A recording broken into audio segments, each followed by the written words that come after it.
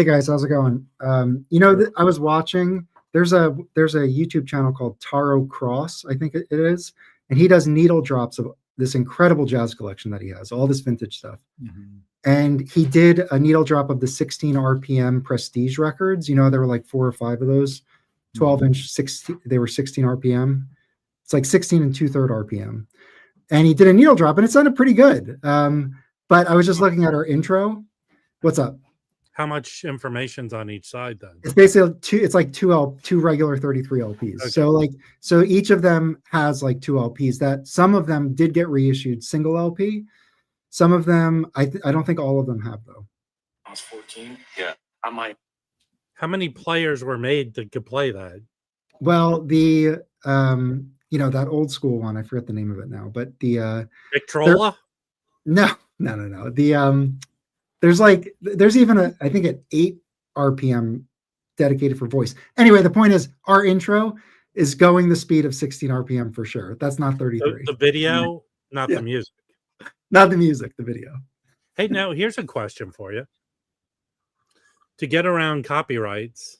Yes. Because I think I remember hearing that if you slow the sound down to a certain speed, you can avoid any kind of copyright as far as I think I read that in the Anarchist handbook, Rob. Huh.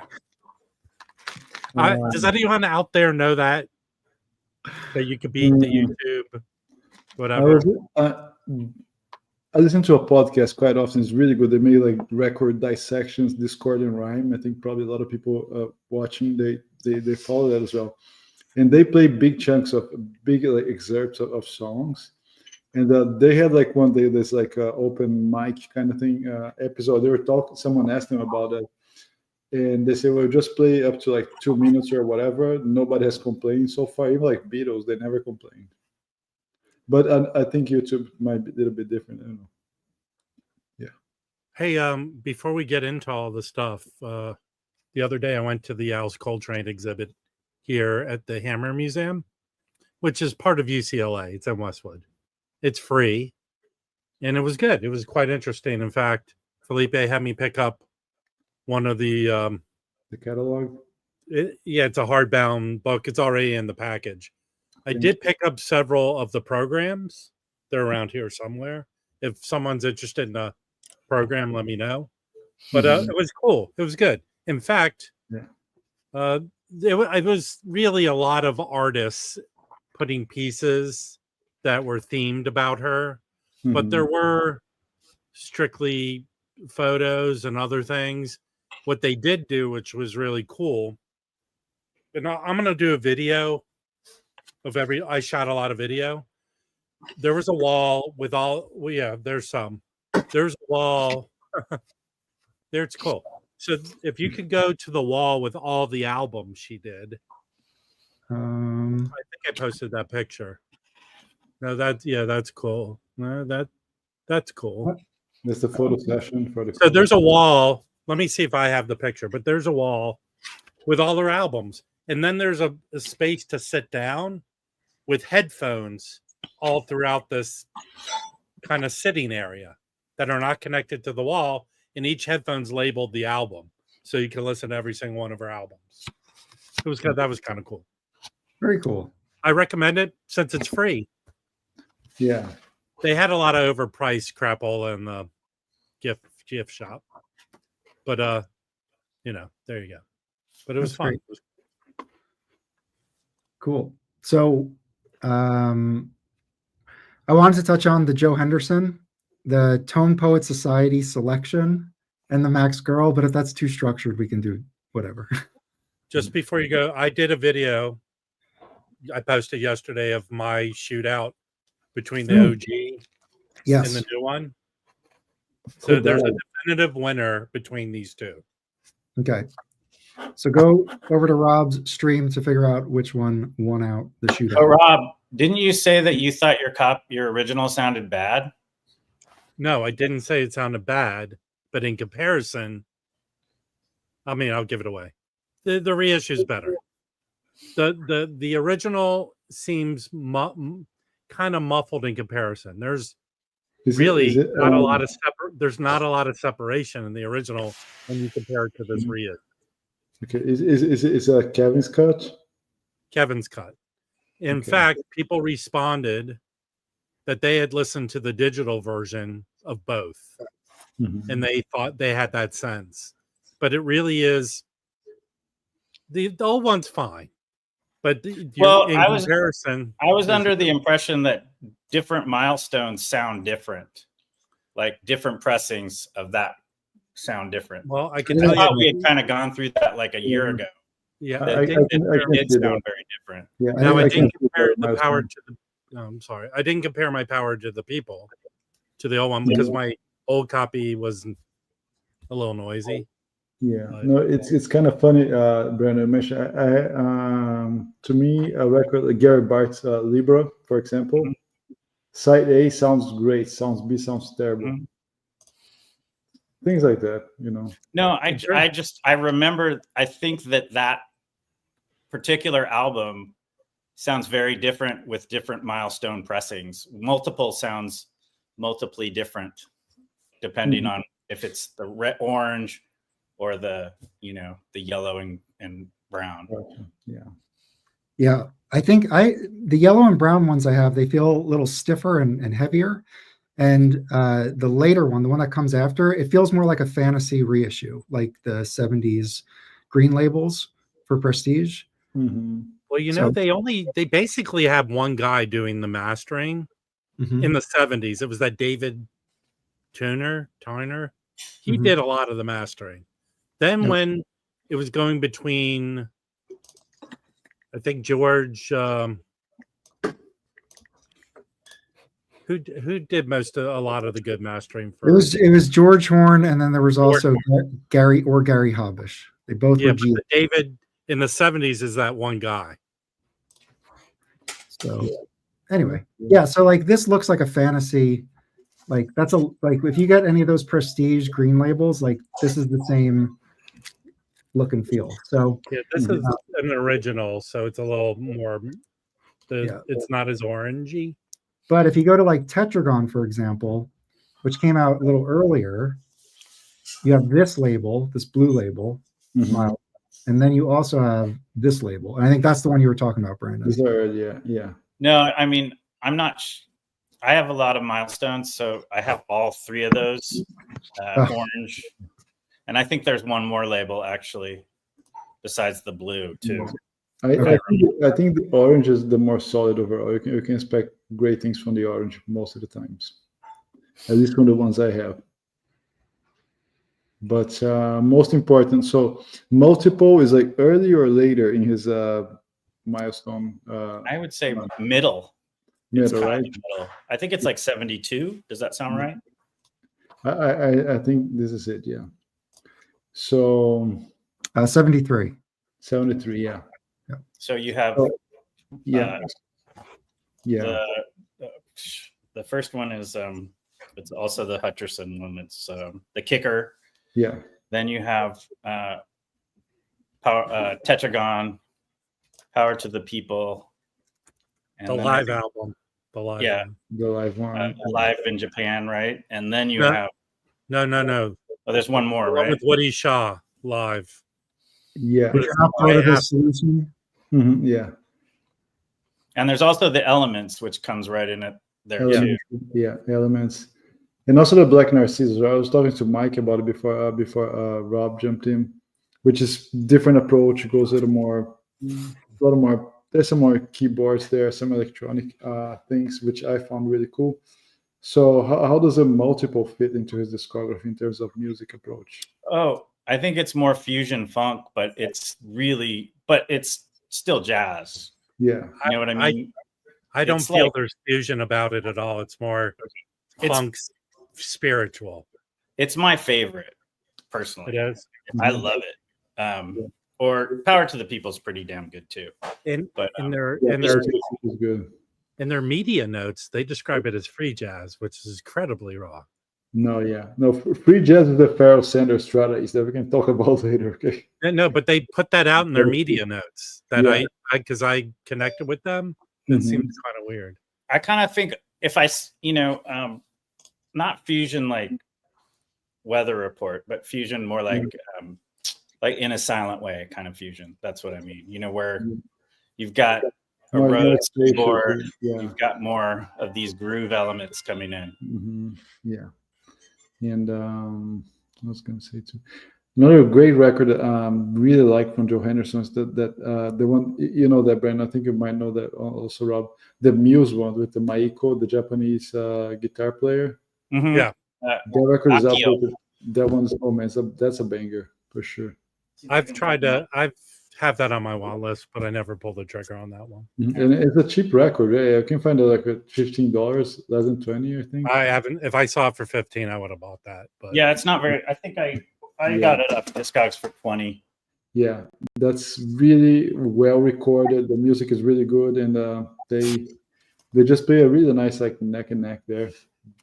Beautiful, beautiful. Nobody's like overpowering anyone, right, Breno? I think it's a very interesting, reflective, meditative kind of record, I'd say. So you can get it if you have Amazon Prime for $33, which is a pretty great price. Yeah, it's Anyway. 33 on. I think its list is 33. It's that on the Kraft website. Yeah. Yeah, but Kraft you'll have to pay for shipping, right?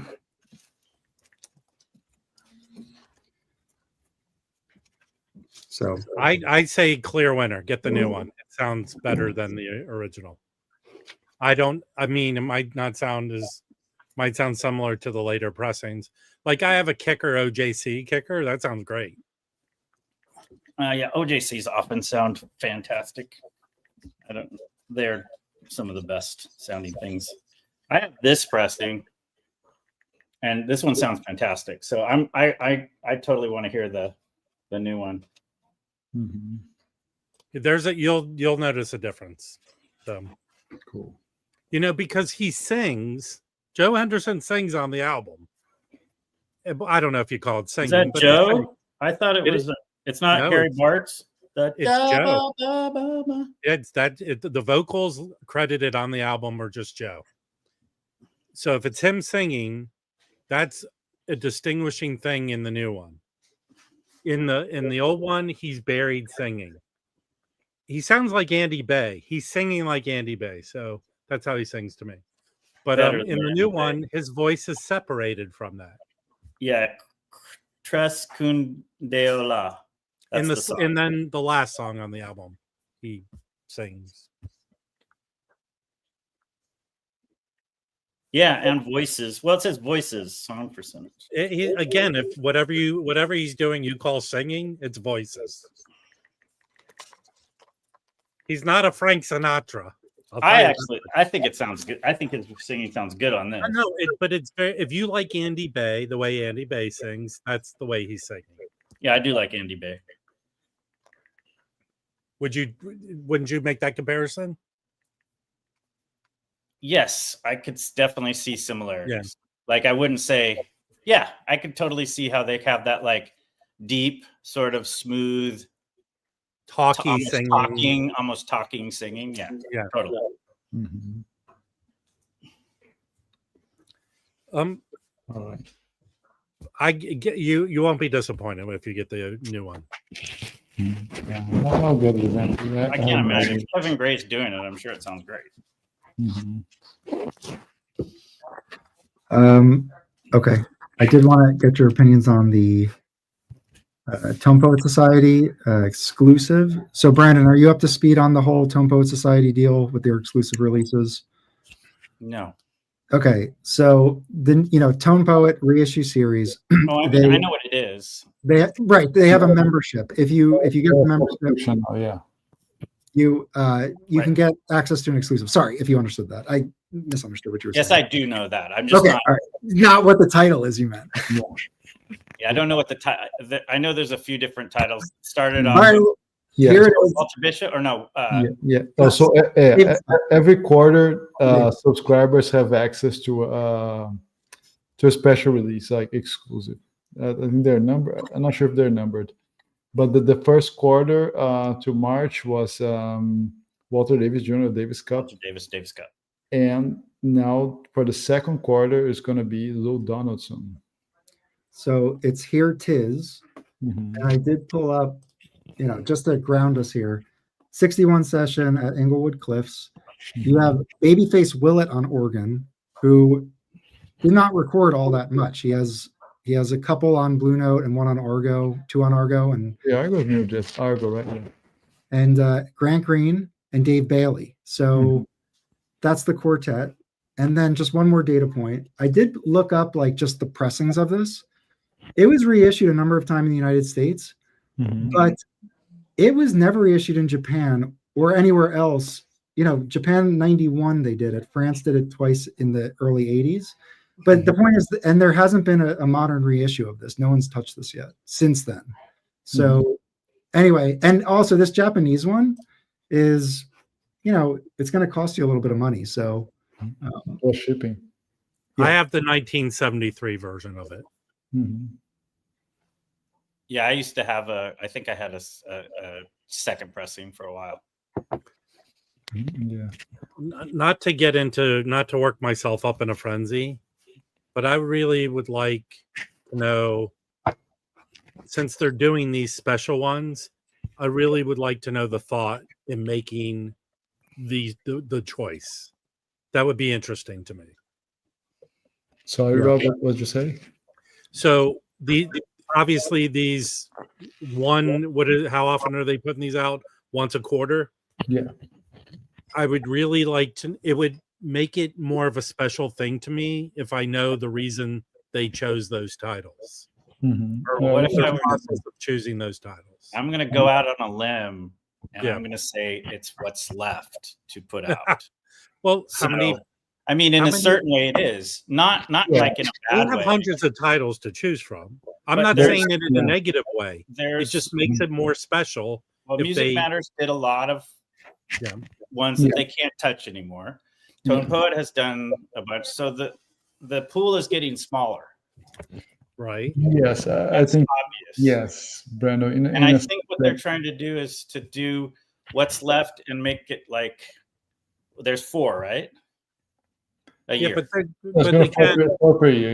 Yeah. Mhm. So they would try to make it as different as the Well, 4 I mean, that's a as basic. different as possible. Yeah, but then that makes it less special because it's what's left. There has to be a thought behind choosing Oh, yeah, each no, title. for sure. And I'm there is. saying that in a positive way. It would Yeah. make it a more special thing if they would just say, we chose this title for this reason. That's all. I do have a what's correct. left isn't like it's it's No, less yeah. than what used to be, but it's not like there's only 4 titles. I'm not saying it in a negative Hold on, way. hold on. I do have a correction. So John Bandy in the chat. John Bandy in the chat mentioned he has the Analog Productions version, which I just said there hasn't been a modern reissue, but I don't know why Yeah. So it didn't show No, up. But there is. no one's listed it. there's a chat 45. Well, this is it, but for whatever reason, it wasn't part of the master thing when I looked at it. So I was going to say, so if you remember back in those days between 2009, 10, 11, whatever, when they were doing this 45s, Chad was also doing 45s, and some titles overlap, but mostly don't. Most of them don't. I don't want to get into, I don't even know much about details there. There was some tension at some point between both. So, and some titles overlap, like Signwinder, Blue Train, and all that stuff that you know. Yeah. But there's some don't, and they're like Davis Cup did not, this one did not. There's more Lou Donaldson, that does not overlap. That's really cool. Clifford Jordan, a lot of stuff. Duke Jordan. Here, like I love found this. I found this the other day. This is an awesome record. Yeah, this is very good. I love seeing Lou Donaldson on the early 10-inch material. Like he was part of all the early groups. Just he just shows up all the time. Yeah. And he plays like bop straight ahead style. Like all the stuff. Like I feel like every album it's like a ballad. There's like an upbeat. There's bebop. There's whatever bop. Yeah. And he played it all. And then he really does his style completely shifts. And that's where he does lose me, I will say. There some of the later Lou Donaldson stuff I'm just not interested in. I like Blues Walk, of course. Yeah, that's a good. I would say Lou Donaldson was the Horace Silver saxophone, right? Yeah, exactly. In a sense. Yeah. It seems to me all Lou Donaldson wanted out of life was to have a good time. And he didn't take himself that seriously. That's my take on it. Yeah, But this is a good one. This is the classic records version. yeah. That's the one I have. Yeah. This has been reached quite a lot. It's a good one. Yeah. Yeah. Yes, AP. You're correct, John. AP did 50 titles, 2 runs of 25, 1 per year. Yeah. 2 runs of 25. So I think it's a cool title. You know some titles. Sorry, Mike. You know some titles that Chad did that Music Matters did not. They could be like, for example, Jackie's Bag, stuff like that. You know? And also, I see Jackie's Bag being special, for example. Also, Music Matters didn't do Jackie's Bag. No. Oh, that would be a great tone poet. Right, Jackie's Bag. Yeah, there's which one's Jackie's Bag? It's Jack- the one Oh, with the Jackie's girl. Bag, the bag one. Yeah. The bag, Oh. looks like the bag. Yeah. Jackie's Bag. Yeah. I thought, yeah. That has Sonny Clark on it, I think. Yeah, so it's a 2 sessions. It's 2 sessions. Yeah, 2 different records. Yeah. And another record that should easily make a special, or even a tone poet deserves to be done, was Capuchin Swing, right? Oh. The record is a killer one. Oh, it's so good. It's like the perfect Blue Note record. That record to me is like a transition point for Jackie McLean, because from there he just goes to greatness in a sense, not being better, but really changing his style into a more freer, more contemporary, more political, voicing his ideas, and everything. And Jackie McLean had the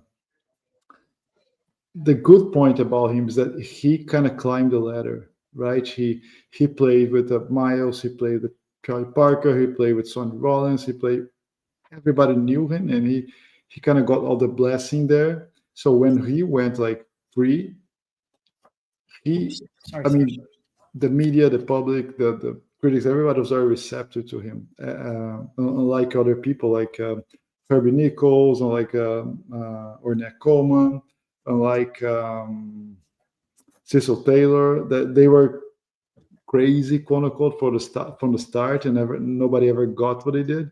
So Jackie McLean had kind of the blessings of the rankings to go through, and he was way more accepted than other folks were, although they were doing the same thing. Yeah. I mean, Thank you, Roberto. so the next step he takes is that when he does One Step Beyond. That's like his first. One step beyond, yeah. And then, that's Freedom Just Ring. do an old gospel. Yeah, okay.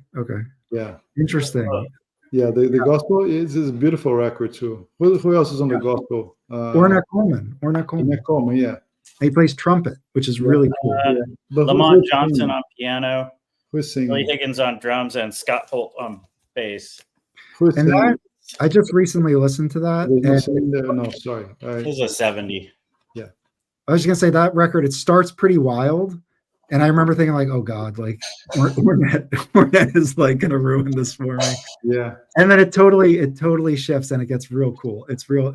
It's not there's just like the first hurdle to get over, and then I like the yeah. Hey, So- Roberto, I don't know if they have a rule. Final Me Please did Freedom Rider, and I believe Kevin Gray mastered that. So I don't know if they have a rule about that, but that they did sort of got a Vinyl Me Please treatment. Yeah. So another thing interesting about Ornette, Mike, talking about different instruments. At some point, he felt like I want to be able to. He had some ideas that he couldn't express with the saxophone. That's why he went to, violin. He went to trumpet. He just wanted to experiment and do things different. Especially because at that point, Don Cherry had left his quartet. So when he was in the Blue Note period, so he wanted to experiment and then do trumpet. And actually it's funny because people say Don Cherry playing trumpet sounds like Ornette Coleman, and Ornette Coleman playing trumpet sounds like Don Cherry, because they're doing the exact same thing. Right? Yeah. I only have heard Ornette play trumpet on that, I think. Yeah. And I don't think I guess I do have him playing violin on, I think, Empty Foxhole. Is that right? Yes, I think that's the one, yeah. Yeah, it's interesting. I feel like Ornette's, to me, I feel like his early stuff, like Shape of Jazz to Come, is like, you know, Mhm. and then also, you know, his other stuff, his Atlantic stuff, basically, Yeah. is kind of like the go-to. And then, Mhm. you know, there's the contemporary stuff, which is great. It's a little earlier, and it's like he's playing his style with like a normal straight ahead rhythm section, which I love. I think it's real. Those albums are really good. Yeah, and I think those records are really great ideas too. I mean, the first one, especially on the second, when Charlie Hayden joins the band, Okay. right? Because what Ornette really wanted was like bass players that would play chords and do things during the solos, not just mark the time, according to his own words. That's what he said. So that's why he liked playing with Charlie Hayden and Scott LaFaro. And Ornette would say, I like, to me, by coincidence, my favorite bass players from my sound were white guys because they had classical training. They could read music and do more complicated things beyond just marking the pace. And then they did what I wanted to do, like do complicated things while I'm soloing. And that Charlie Hayden and Scott LaFaro were the perfect guys for doing that.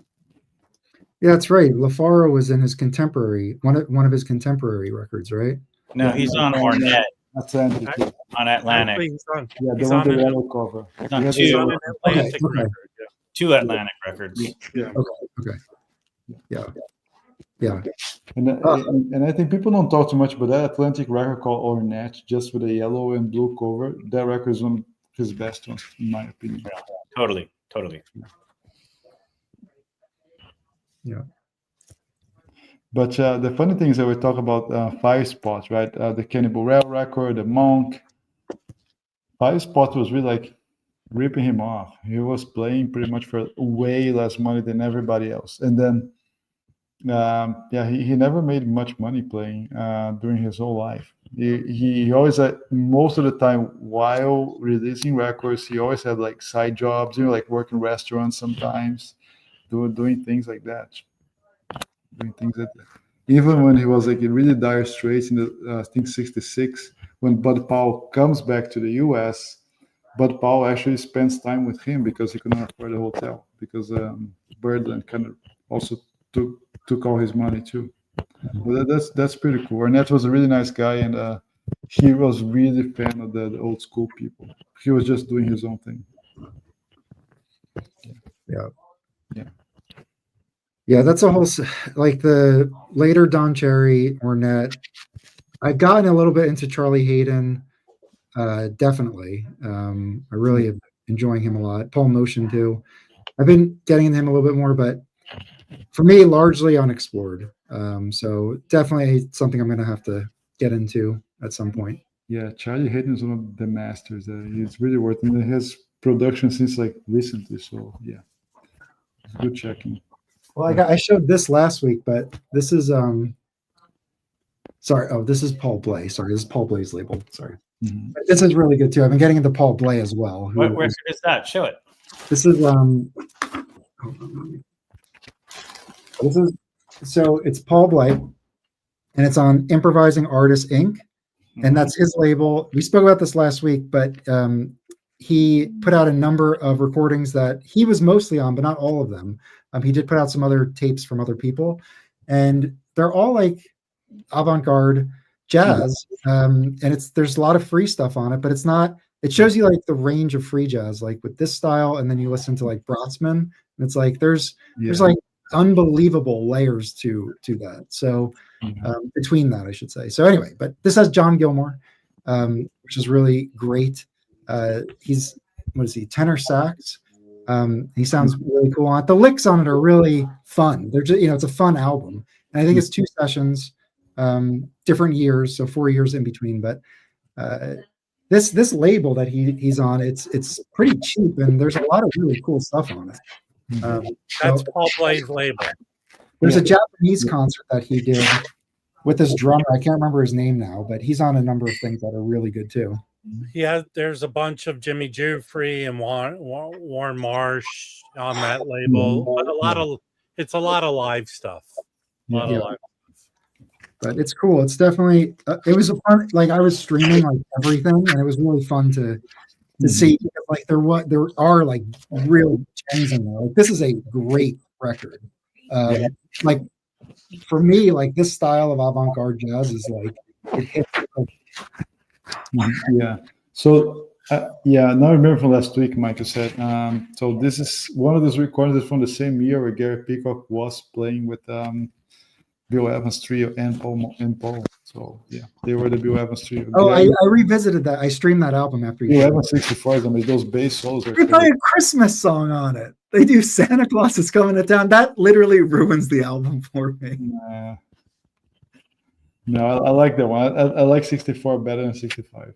Who's on 65? Is the same group? No. So that's the only Bill Evans record with Gary Peacock. I forgot. I think Eddie Gomez maybe is already back. I don't know. Okay. I think because I think it took a break or something. Gary Peacock played for that record, and then and for a quick tour, and then I think Eddie Gomez came and they played for some time. I love that Eddie Gomez Shelly Manne one where they're in like the like the fancy clubhouse. Mm-hmm. Do you know which one I'm talking about? Yeah. Yeah, that one's fantastic. So I like that one better than 64. Mm-hmm.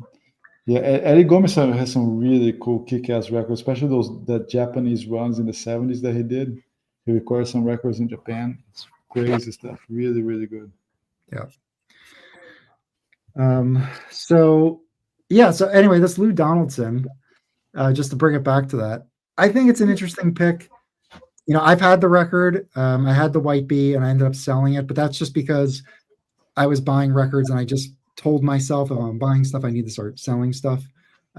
So since I got, I replaced it with like an earlier pressing of another record. So anyway, but I really enjoyed it. But it's not my favorite era of Lou Donaldson, but the fact that, as Bill said from Blue Note Vinyl Spinners, this was Grant Green's first Blue Note appearance. And then also Babyface Willett is on it, which I think is more than notable to hear him in a different group. So I think it's a really cool record. So, just because I sold it doesn't mean I don't like it. Yeah, no, it's good. All right. Wait, is that 73? I don't have it in my hands. It sounds good, Big Ian. Is it a Van Gelder? It is. Yeah, it sounds fine. It's good. Yeah, I mean, most of those blue labels, they're fine. Yeah. It's really just a matter of it. What I've said before is that if you get a good pressing of it, it's fine. It's just that I think the earlier pressing QC was probably better. There's like less defects. Correct me if I'm wrong, Brandon. You have way more OGs than me, but I just feel like the only issue is that sometimes you can get like a defect at a higher rate than maybe the earlier pressings. Yeah, what you mean with like the blue labels? Yeah. I think it's just, honestly, I think the plates are older. They're using a lot of times they're using old plates, and the quality control isn't as good. And well, because All Disc was in like 66, 67 when they were doing stuff at All Disc. It's probably, to me, like the best it sounds. But something happened in the 70s where they just were pressing on the West Coast. But even the East Coast ones also don't sound as good. So something happened. They still sound great. There's some more background noise for sure. But that's exactly what it is. It's almost like there's a little bit of some of them are excellent. You don't have sometimes this degree of separation, clarity. But they sound greedy. They sound really nice. Most of the times, yes. Some are really crappy. There's some of them I don't like, but most of them I'm quite happy with. Yeah.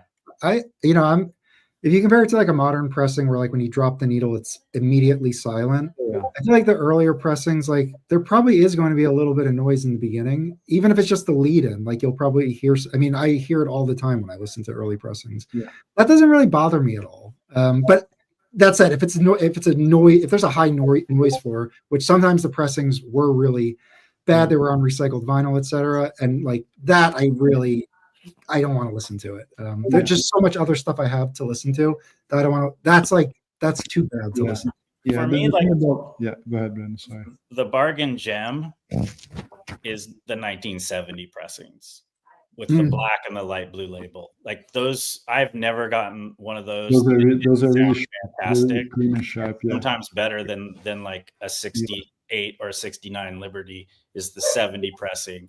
And some of those 70 pressings, like I have a Sonny's Crib stereo that's the black and the light blue, and it sounds amazing. And I was going to say, and 70, they reissued a ton of great titles. Like the 70 like catalog they selected, there's a lot of, and I think they didn't do the electronically rechanneled stuff. I could be wrong on that, but I'm pretty sure. yeah, maybe some. I don't think they did any electric. 70 is a really good to grab. 66 and 70 are kind of like the bar. They're very issues. good. Yeah. Those are the 2 years to get. Yeah, I agree with you. And then I do have some of the 72 United Artists pressings. Mhm. And then also, like those 62 and 64, like the Plastolite reissues, Mhm. like as it was getting, I've noticed this. So like sometimes the 64 look pretty much like there's no more deep grooves. They're using the New York labels, which some of them will carry over into the Liberty era. So it's like there's I don't know, they start looking more modern, like they almost start looking like Liberties. And then the earlier you go back, you get the deep groove and different addresses and stuff. But like that 64 year is kind of an interesting one. Yeah. And also that's like the estimate on Discogs. Like I'm sure that's correct, but it's just like it doesn't say 64 anywhere. I think this is just from people's collective knowledge. Yeah. Yeah.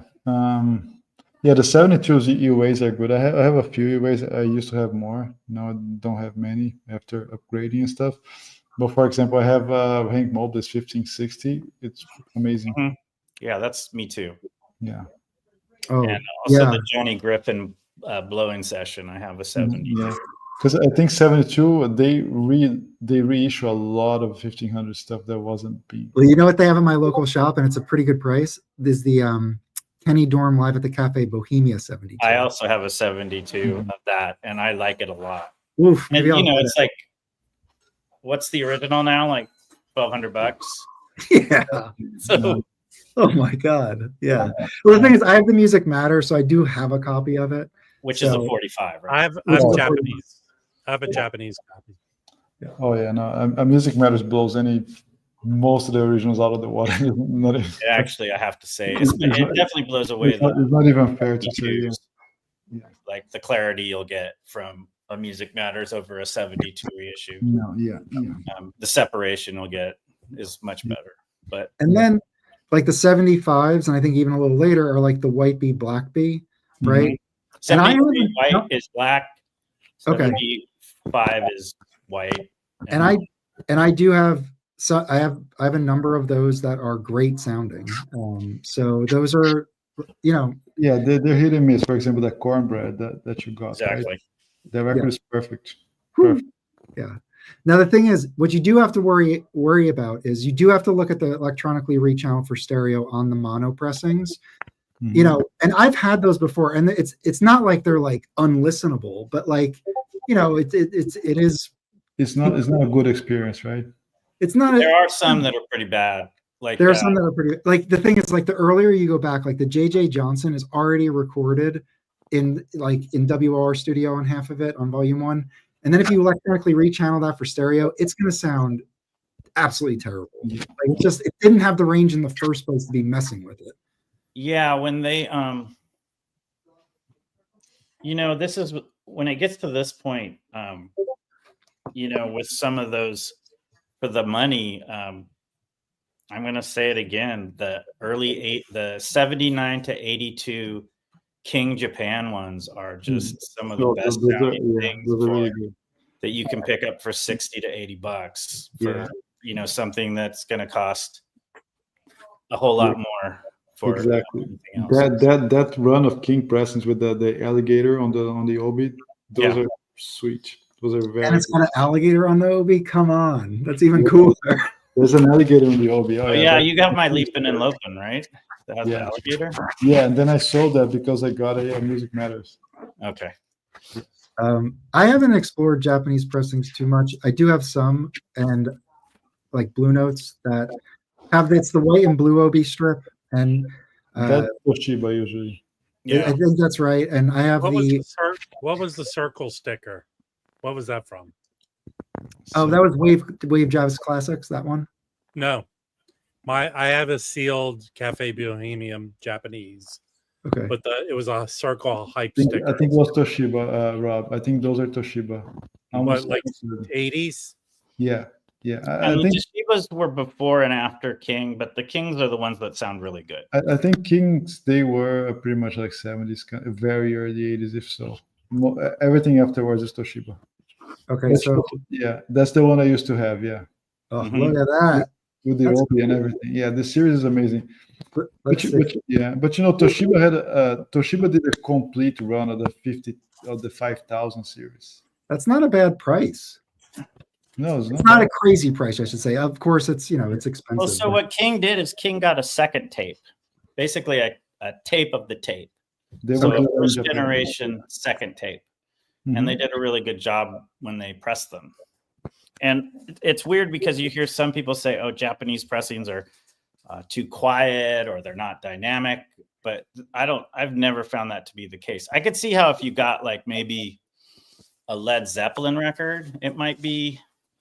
Who knows? I've never figured out why Japanese pressings get this rap of being too quiet. Yeah. Or so Mike, what did Steve Gutenberg say about Led Zeppelin mixing?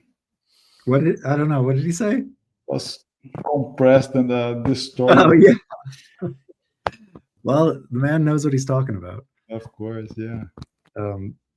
Well, so we have a question from Shane. Any chance they would ever repress Music Matters? I'm going to say no way. I would say, Shane, they always come up with stuff from the vault. So, just sign up for notifications. What just happened 2 weeks ago? Yeah, they dropped a bunch of records back. They dropped a bunch of records. Where'd those come from? Well, I'm sure they still had them. Yeah. Well, I don't know. In the warehouse. I don't know. Yeah, there Do you think they exhausted all their pressing rights to press? And some records are sleeper, like the Gil Mellé record. People should get it. The Hank Mobley is not at a bad. Everyone should get that Gil Mellé. Oh, yeah. Hold on. I got to jump in. And let's sell out the Gil Mellé tonight. I got to flex. I got this in for an unbelievable price, and I'm just so happy. This is Gil Mellé. Primitive Modern first pressing, and it's really cool. There's a little bit of noise on it. It's not like a perfect pressing, but it's definitely good enough, and I'm just thrilled to have it because it's just a really hard one to find. And I've been getting it for people watching the stream and following me. I've been getting into Gil Mellé a lot, so this was a great one to get. So any early Gil Mellé, we are great. Brothers. This has Egg Thig Pen on drums. Joe Cinderella on guitar and somebody else. They don't have the lineup on the back there, but I don't know. Gil Mellé, just a fun player, really interesting ideas. His compositions are very unique in his style. Obviously, it's like rooted in kind of the jazz tradition, but he definitely has a particular. He does kind of seem ahead of his time in sort of like this style that's creeping out. I had the OJC of it, which I think was the second pressing of it. Yeah, that's probably right. Probably. Yeah. So that's what I have. Yeah, it's a great record. Oh, it's wonderful. So I super lucked out on this. And then Quadrama is my favorite, but I think Felipe has that one. Quadrama, yeah, I have Quadrama. Yep. What a great! Is that Reed Miles? Yeah, this is a Reed Miles cover for Prestige. That's a great one. He did some really cool ones. He didn't do a ton, not like, it wasn't like how many he did for Blue Note, but he did do some really cool ones. Barry Phillips on bass. So, but anyway, just super happy to get that. Hold on, I'm going to jump out. My dog is going crazy. I got to give him some peanut butter. Okay, let's go back to this. So, and they range in price. So, like the Gil Mellé is $50. So that is a really good deal. originals of this are like $1,500. So, and it's like this is the only reissue. So, besides Japanese, there's Japanese reissues.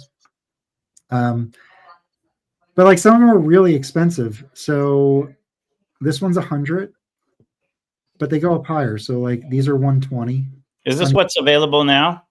Yes, these are all in stock. And I was just saying the prices vary. So like it's almost all 45s, right? That's it's all 45s, all of it. That's available now. And I think that's because they started off thinking the 45s would sell better, and the reality was the 33s sold better. Yeah. This is my favorite Lee Morgan. I don't care what anybody says. Which love one? Candy. Oh, Candy? Freaking love. Candy's great. Among the ones that you know. No, I know them, Felipe. I've listened. Look, I know the Eras of Lee Morgan. I have his last record, Mike. No, but I know it has Billy Harper on it. They do Copper Black. I know the record. I've streamed it. I like the early stuff. Yeah, actually, I like Candy and Leeway, and I like the early stuff a lot too. I like Volume 3. Don't sleep on Gil Mellé, because he went into the weirdo land in the late 60s. Went on Verve. He put out some. Yeah. Oh yeah, those are really cool. Yeah, he moved towards using the Moog synthesizer and shit like that. Yeah, he was on Verve. It's called Tom 6. Yeah, I used to have that Gil Mellé. It's a cheap record too. Yeah, I have that. Where it's like he's using tape loops and echo pedals, and he was an experimental dude. Yeah, he had a he had a blue note. That up for like $6. Yeah, had a blue note later in '89, I think, 90. Yeah, had a blue note, and here Mindscape. Yeah, and I mean, he was a composer, write film scores and all of that, Oh man, he was involved with a lot of different things.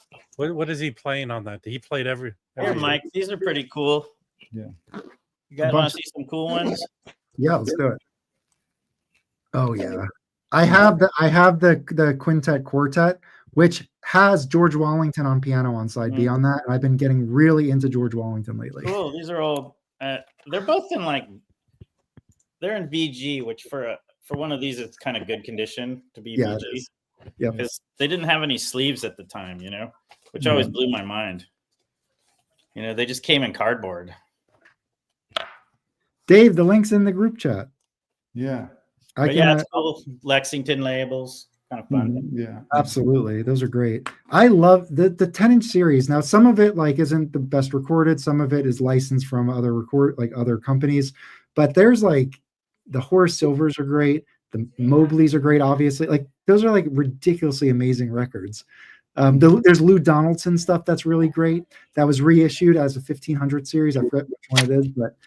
Here. That's the Music Matters that everyone should get. Yeah. The thing about the 5000, Mike, with those artists that you pointed is specifically also, they were young guys. They were cutting their teeth. They were really kind of trying to do something else besides the bebop guys, right?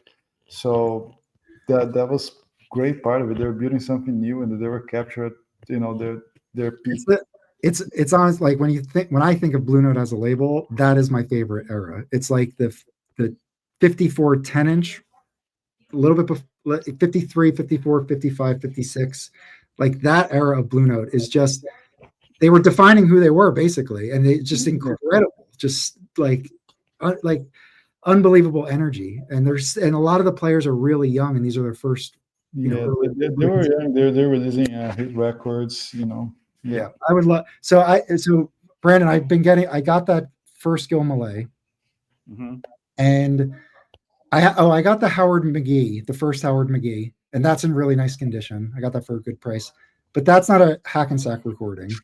So those early Hackensack 10s are really cool to hear, right? I love that stuff, and he's not a lot of those. He's not even initialing the dead wax yet. Yeah. So it's just all early stuff, and there's when you find the stuff you the gems in there, that's why they go for $800 because they're amazing records. Yeah, if you can find a clean one. If you can find a clean one, so Yeah, They just I don't have that much cool stuff. you have plenty of 10-inch You Blue Note do, free dude. guys. 56 is pretty cool. I like it. 56? 56 is cool. Yeah. What's 56? I don't know that one. Oh. Oh, is that the Uta hip? Yeah. Yeah, that is cool. And there's not a avant-garde record. Small handful of Blue Note 10 inches. I think I have like 5 or 6. Yeah, no, me too. I was, no kidding. I think I'm about like 6, 7, 8 because I have some also the 1200s, the 7000, whatever. Yeah. And then there's the reissues that they did again in 71, 72. Which are really good. So if you want to get 10 inches at their best, is the Toshiba's one from late 90s. They did the whole series. I have not heard those. Is that what your Uta hip is? That other the first one you had? Yeah, it's beautiful, perfect. Yeah, I would not mind buying that from you. Okay, I did, since we're talking 10 inches, and George Wallington came up in the chat. So I had this record and it was like probably a G plus copy, and I got rid of it. And then I found this one, which was, it was a good price for it, but it wasn't cheap. This is a 10-inch George Wallington trio on Norgran. And you have Art Taylor on drums, and also who's the other player? Curly Russell. And Curly Russell played with the early bebop guys. Like him and Max Roach. He was part of Max Roach's trio for a while. And they do a Night in Tunisia on this, which is cool because it's just him on piano, basically doing like the alto break on piano. It's great. And then side B is all Wallington compositions, and there's a range. But he's a player. His real name is not George Wallington. I'll try to tell the story quickly. But he was born in Italy. He came over when he was 1 year old to New York. His father was an opera singer. He went to Juilliard. I forget what his real name is, but it's an Italian name. Dropped out of Juilliard when he was like 15, and then started playing the clubs because he wanted to be a jazz musician. So he has good. He's an incredible player, but he took the name George Wallington because the story is that the kids in the neighborhood, because he used to dress like really fancy and he had the Italian accent, they would call him a Wallington. So, and then I think his real first name is like Giorgio or something like that. Yeah, his first name, he was actually born as Jacinto Filia. Jacinto. So, Filia. So his adopted name was Giorgio. Yeah. But anyway, that doesn't really matter. The album is fantastic, but all his stuff is really expensive. So he has a few prestige records like Jazz at the Carriage Trade. That's an expensive record. They're just all, really pricey early pressings. This one is still a little bit affordable, and it's worth getting him in your collection. So those are cool. Yeah, it's really good. So, and it's on the Norgran label. So that label. And yeah, so this is a really good Norman Granz. A lot of his stuff, has like swing, like it's a swing style. This is definitely more like there's bebop on here. This is a cool record. It's a little different than the other Norgran stuff too. So definitely recommend that one.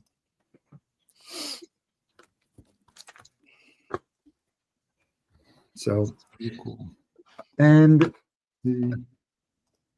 what else is going on, Felipe? Do you want to talk about the Max Girl trio just a little bit? Let me just get some more beer. I'll be right back. Okay. Give me a minute. Brandon, I could show one more record for you. Okay. Yeah, there was some dog screaming in the neighborhood, and my dogs went crazy.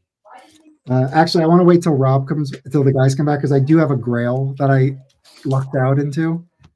I would consider it a Grail.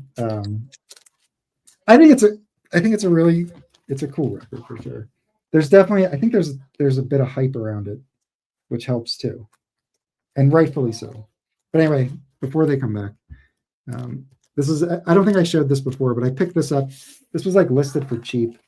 It's Miles Davis All Stars Volume 1. Mm-hmm. It's just early Miles stuff. This stuff's been reissued to death, so there's tons of 12 inches with this stuff on it. But this is a original, and it has Bag's Groove on it. So I think it's the first pressing of Bag's Groove and Swing Spring. So it's just 2 tracks, one on each side. And it's got Kluk, who is Kenny Clark, obviously, Thelonious Monk, Milt Jackson, Percy Heath. Edge's early Miles, it's good stuff.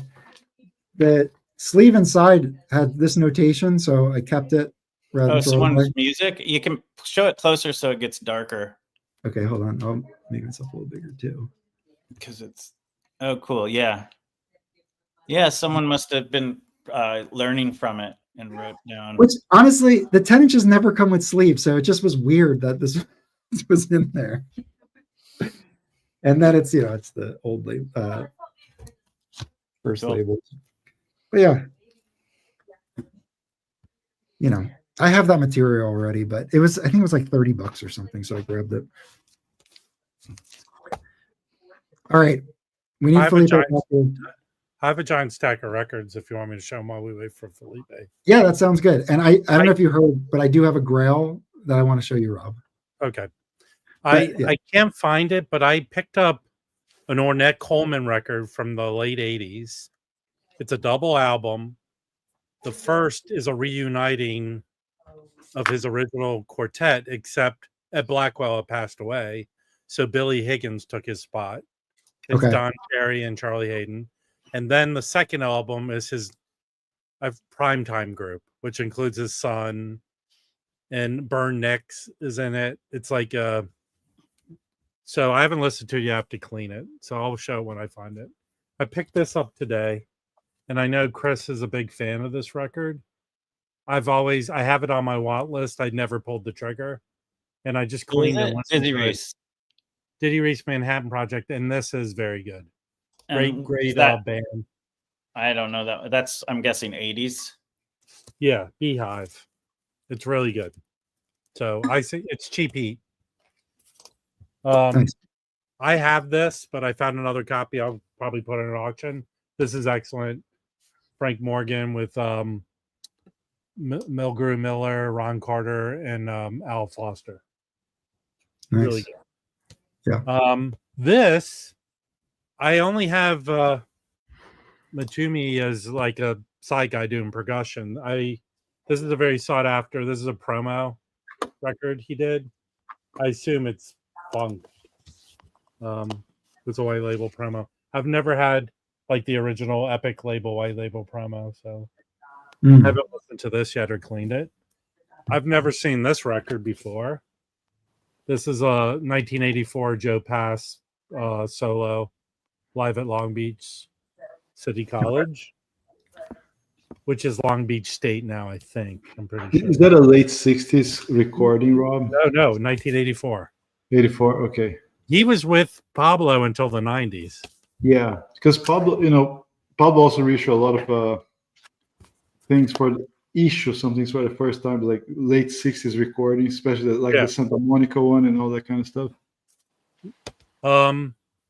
This I showed early before I found this is a 1997. Yeah. I don't know how many people talk about those late 90s where it's stamped pressed by Capitol. Those are the Connoisseur, right? Or no? No. Yeah. 97. I have a Lee Morgan like this. It's mastered by Capitol. Mm-hmm. So, they should be good. I don't know who did these, but this sounds really good. Yeah, I have the original of this one. It's pretty good record. Yeah, Grant Green, John Patton, and Ben Dixon. Patton, Ben Dixon, yeah, very. I found this today on Teresa, Nat Adderley Quintet. Oh, and Teresa, yeah. Look at this band. It's Sonny Fortune, Larry Willis, Walter Booker, and Jimmy Cobb. Yeah. Teresa's pretty cool, man. Those records sound amazing. The music is beautiful. I have a Joe Bonner, Teresa. Yeah. And Chris has the George Coleman, right? Pharaoh Sanders, I have John Hicks on Teresa. There's a lot of Pharaoh on Teresa. Mm-hmm. I have this, and I have a couple copies of being my next auction. If you're going to pick up, this is a 1978 contemporary, but this is a killer album. Trio. Just Ray Brown, Cedar Walton, and Elvin Jones. Nice. It's really good. I found this today. That's This is incredible. a Black Knee Van Gelder. I have it already. I have those. This is so good, man. So like, wow, amazing music. Well, here's Yeah. funny. Talk about different sounding. So I have an O. This is volume. I think I have an OG volume 1 and a Mhm. later pressing of volume 2, and they sound so different. So, but this is a good lineup. It's Freddie Hubbard, Lee Morgan, James It's like Spalding. it's a big jam session. Yeah, Yeah, It's and Pete intense, LaRocca. man. yeah. And It's Big Black very on rocky. conga. Yeah. All right, Pretty this- nice Latin music there. Okay, so I saw this morning, and at Safari, and then he played it because it appeared to me to be a true novelty record, but it is really good. This Romano Mussolini All Stars. He is That's cool. Bernardo Mussolini's son. He's but this is a Venezuelan pressing, and it Oh, wow. sounds really good. And look what he's playing on here, the songs he's playing. He's wrote a few, but it's really good. And then he does Moanin'. Mhm. Autumn Leaves. It's really No good. shit. So the novelty is funny, but it's good music. It sounds good. And this is from the 60s, so I don't know if anyone knows this Venezuela label. It sounds pretty good. No. So that's funny. Okay. This dude passed away last week. He wasn't big and no one really talked about him.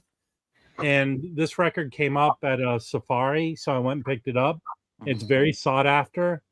Bunky Green and Notes and Tones. So Bunky Green did a bunch of records on Argo in the 60s. Then he went away. I think he went into teaching. And sort of in the 90s, he came back and started playing really good shit. And I forget if Notes and Tones is still in the chat. He went and saw some dude he posted. And I listened to the album they did together. It's awesome. Apex. The dude is, I think, Indian. I forget who his name is, saxophone player. But this is a fantastic album. He did 3 albums on Vanguard. And the lineup on here is really good. It's him, Randy Brecker, Albert Daly, Eddie Gomez, and Freddie Waits. Wow. Ronald Kublek. But Rob, you said he just passed away? he was 89. Passed Bunky away. Green? I suggest everyone go stream and listen to Bunky Green, this album, and his later stuff he did in the 90s. Cool. Actually, he did this album in the mid 2000s. Awesome.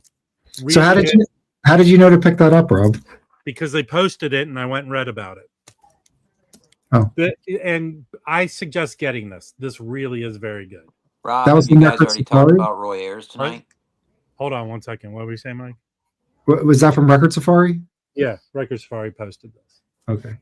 All right. So Wait, hold on. What's up, Dave? Hey, did you guys already discuss Roy Ayers tonight? not Roy yet. Ayers passed away. Yeah. What, Yeah. Is he on that? No, it's Albert Eiler. So I found away. this is probably a late 60s, early 70s pressing. I have the 80s. So That's a weird LP, man. yeah, it's not that bad. It's not crowd crazy. That's a weird one. I found this. I already have it. That's fantastic. Yeah. Nice. Very clean. That's an otherworldly LP. That one used to be cheap. No more. I didn't pay that much for that one. Yeah, But I found 2 Sun Ra records. Nice. So this came out in 75 on Impulse. Mhm. It was originally put out, I think, by Sun Ra. Yeah, El Here's the Saturn. first time. So that's a great inner, but read this little blurb here. These recordings were originally released on the Saturn label under the same title. They were transferred. They're just saying the recording's not that great. It is kind of archival, but the music's very good. And it's more in line with the one that Sam just did, the 2 Sam just did. Okay. You know, it's not too crazy stuff. And then here's the last one. I found this Sun Ra record, which Dave says is good. I haven't Excellent. listened to it yet. That's Excellent record. Sun Ra's Mobile Fidelity record. What? Yeah, that's on Y Records out of the UK. No, here in the U.S. it was put out by Rounder. Did nobody get that Oh, joke? it's a Come r- on, that was I funny. didn't know a US press existed. Your humor is Huh. certain people, but I haven't listened to this yet. This is very good, although the audio is kind of not the best, but it's good. Yeah, see, mine's Right. a Y on London. So Why that was a good haul week. So there you go. All right. So Get into Bunky Green, man. That stuff's good. with the Bunky. Yeah. Bunky Town. Yeah. So just wrapping up on the 10 inches, I just pulled some out of the shelf. These are cool. Yeah. Okay. So I found some of my blue notes. It's kind of messy. My 10 inches are a mess, not organized. So I have a clef one here. This is really amazing. This is like a little bit of the jazz JTP. Okay. This is a really nice record.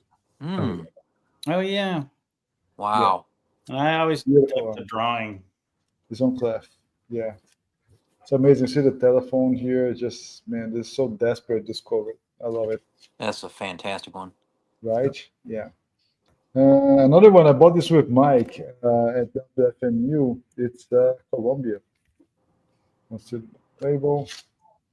This thing is kicks ass. Yeah. And I think about $10, 20 or so. It was really Yeah. good. Yeah. I played it quite often. I think it's amazing. And this is a Pacific Jazz 10-inch. It's the Jerry Mulligan with Oh yeah. Hornets. This is beautiful. There's so much Jerry Mulligan and the Hornets on Yeah. Pacific Jazz. So these are really Can I- worth grabbing. I have They're that not expensive. Can I- This is beautiful music. Can I guess the rest of the players? So I'm going to say Leroy Vinegar and Shelly Mann. Let's see. Where is that? Man, that's what I hate about this. Sometimes they don't Yeah. mention. That's okay. That's okay. Let me see here. Oh man, Carson Smith on bass and Larry Bunker on drums. Oh, okay. Yeah, and yeah. Okay, now some blue notes. I only have like a handful, not many.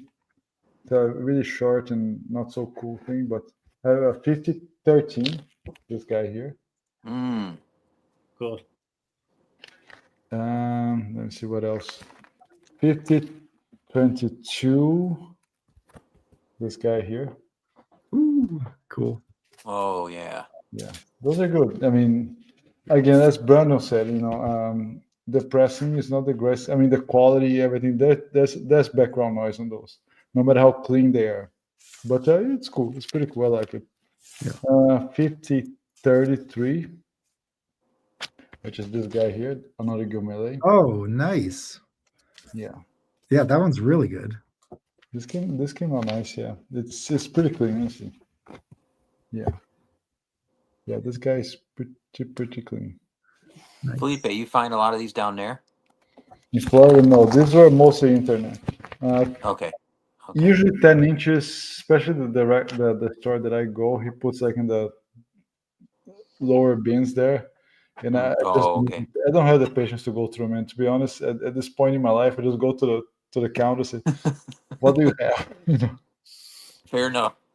5037, which is also pretty good. Oh, nice. Blakey. Those became afterwards 15 Yeah. 07 and 08, which I have the originals there, but it's good to have a different cover, right? Hmm. Oh no, the burdens are 21 and 22. Yeah. Café Those are Bohemia cool, is 1507 and 1508. Yes, I have those as well. But it's cool. You see the pictures here. The announcer. This is pretty cool. Yeah.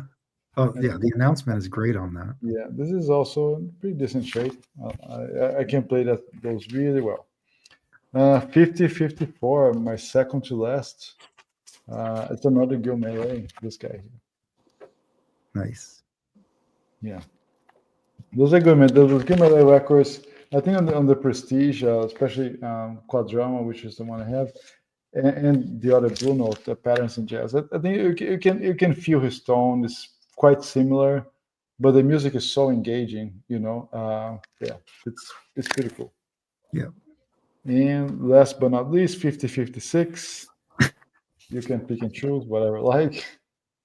Very nice. Yeah. So this one, Mike has claimed. I'm still waiting for him to confirm. So yeah. So this is how the Toshiba Obi strips looks like. They have BN 5000. Mhm. Yeah. Those things are really good. And to be fair, the Blue Note 75th anniversary, they put a lot of 10 inches. I used to Yeah. have, and I still have some. They're not bad at all. No, I have a couple of them. They're great, I have Clifford Brown ones. Yeah. And this is the 5056. That's the original one. Oh my God. Just a piece of plastic, guys. Don't get so, Yeah, Playing right. like dangerously. Yeah, just like a handful. But now, two things I got this past couple weeks. Yeah. So probably Dave knows that, Notes and Tones. I'm not sure who else is familiar with this thing. The Duber, it was a Vinyl Me Please release, but there's also, you can just buy it from its own original label. The Duber by Sam Gelden, Sam Wilkes. Are you guys Oh familiar? yeah.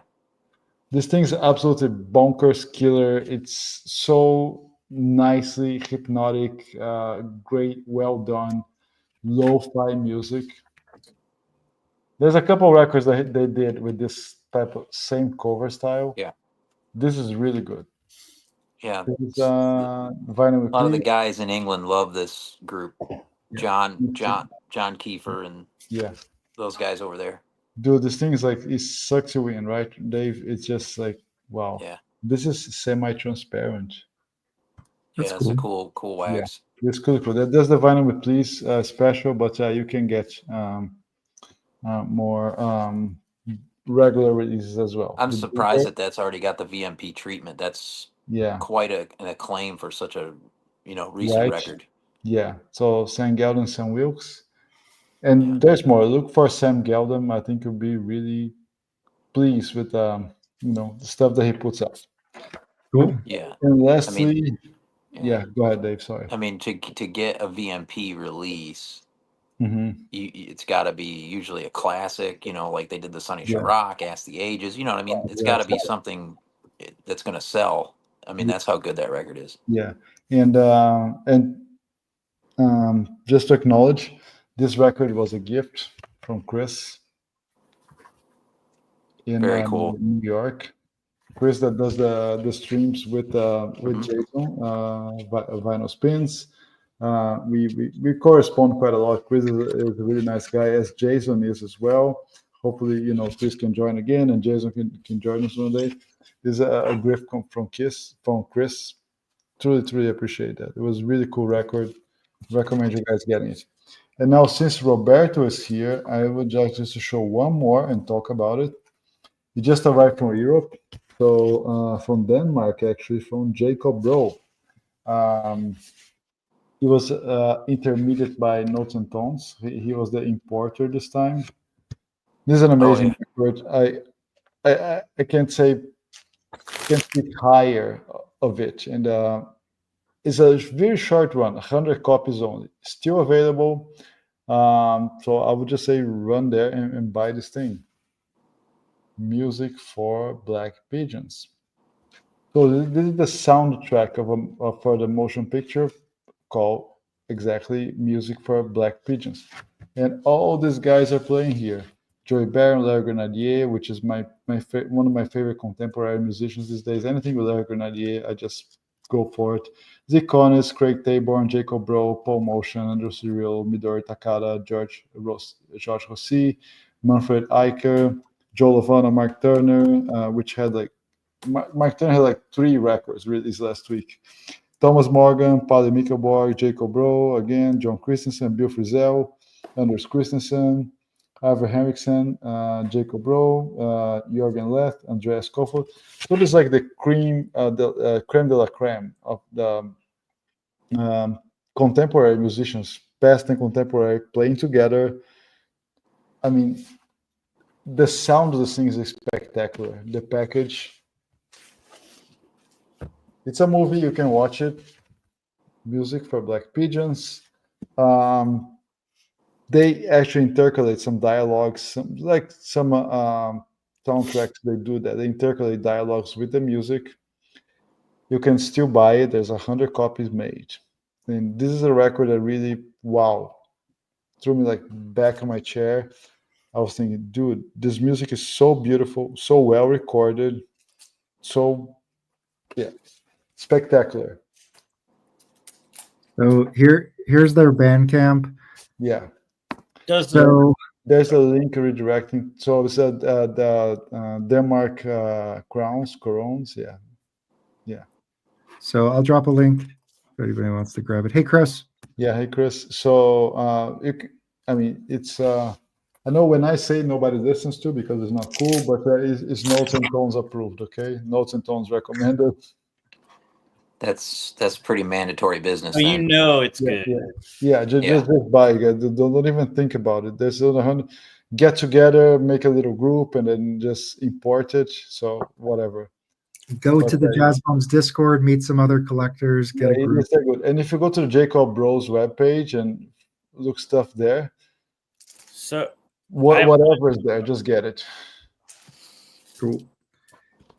Very cool. along with the Yuta Hip in 71, 72 was this. Oh yeah. So if you like Soul Station, I like this even better. This is Also a quartet. Yeah. But does Music Matter still have the 45? They should, yeah. At a decent But price. then just Extra buy it. tracks. Buy this So Music Matters 45. The Music Yeah, Matter, it has extra tracks. Yeah. Really? Yeah. I think I'm gonna go buy the Music Matters 45, and I have this. So Yeah, I like that one too. do you guys remember when this came out? Yeah. Oh Yeah. yeah. 2017. Yeah. It was Yeah, an RSD. But in my auction, I have the Coltrane, but that's part of that roulette record where one side's Coltrane, the other's Lee Morgan. Yeah. Oh. Birdland. That's the same record.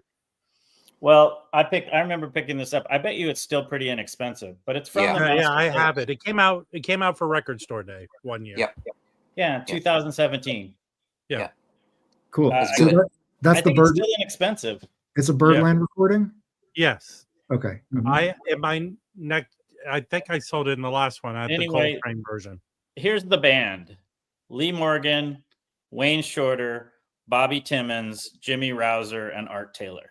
So it's a really good band. Yeah. It's from 1960. So it's hard bop.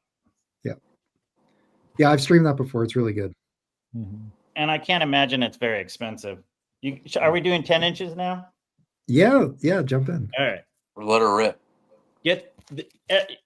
Find this in some form or another. Doesn't matter. Get Yeah, it on. the original's like $2,000. I know.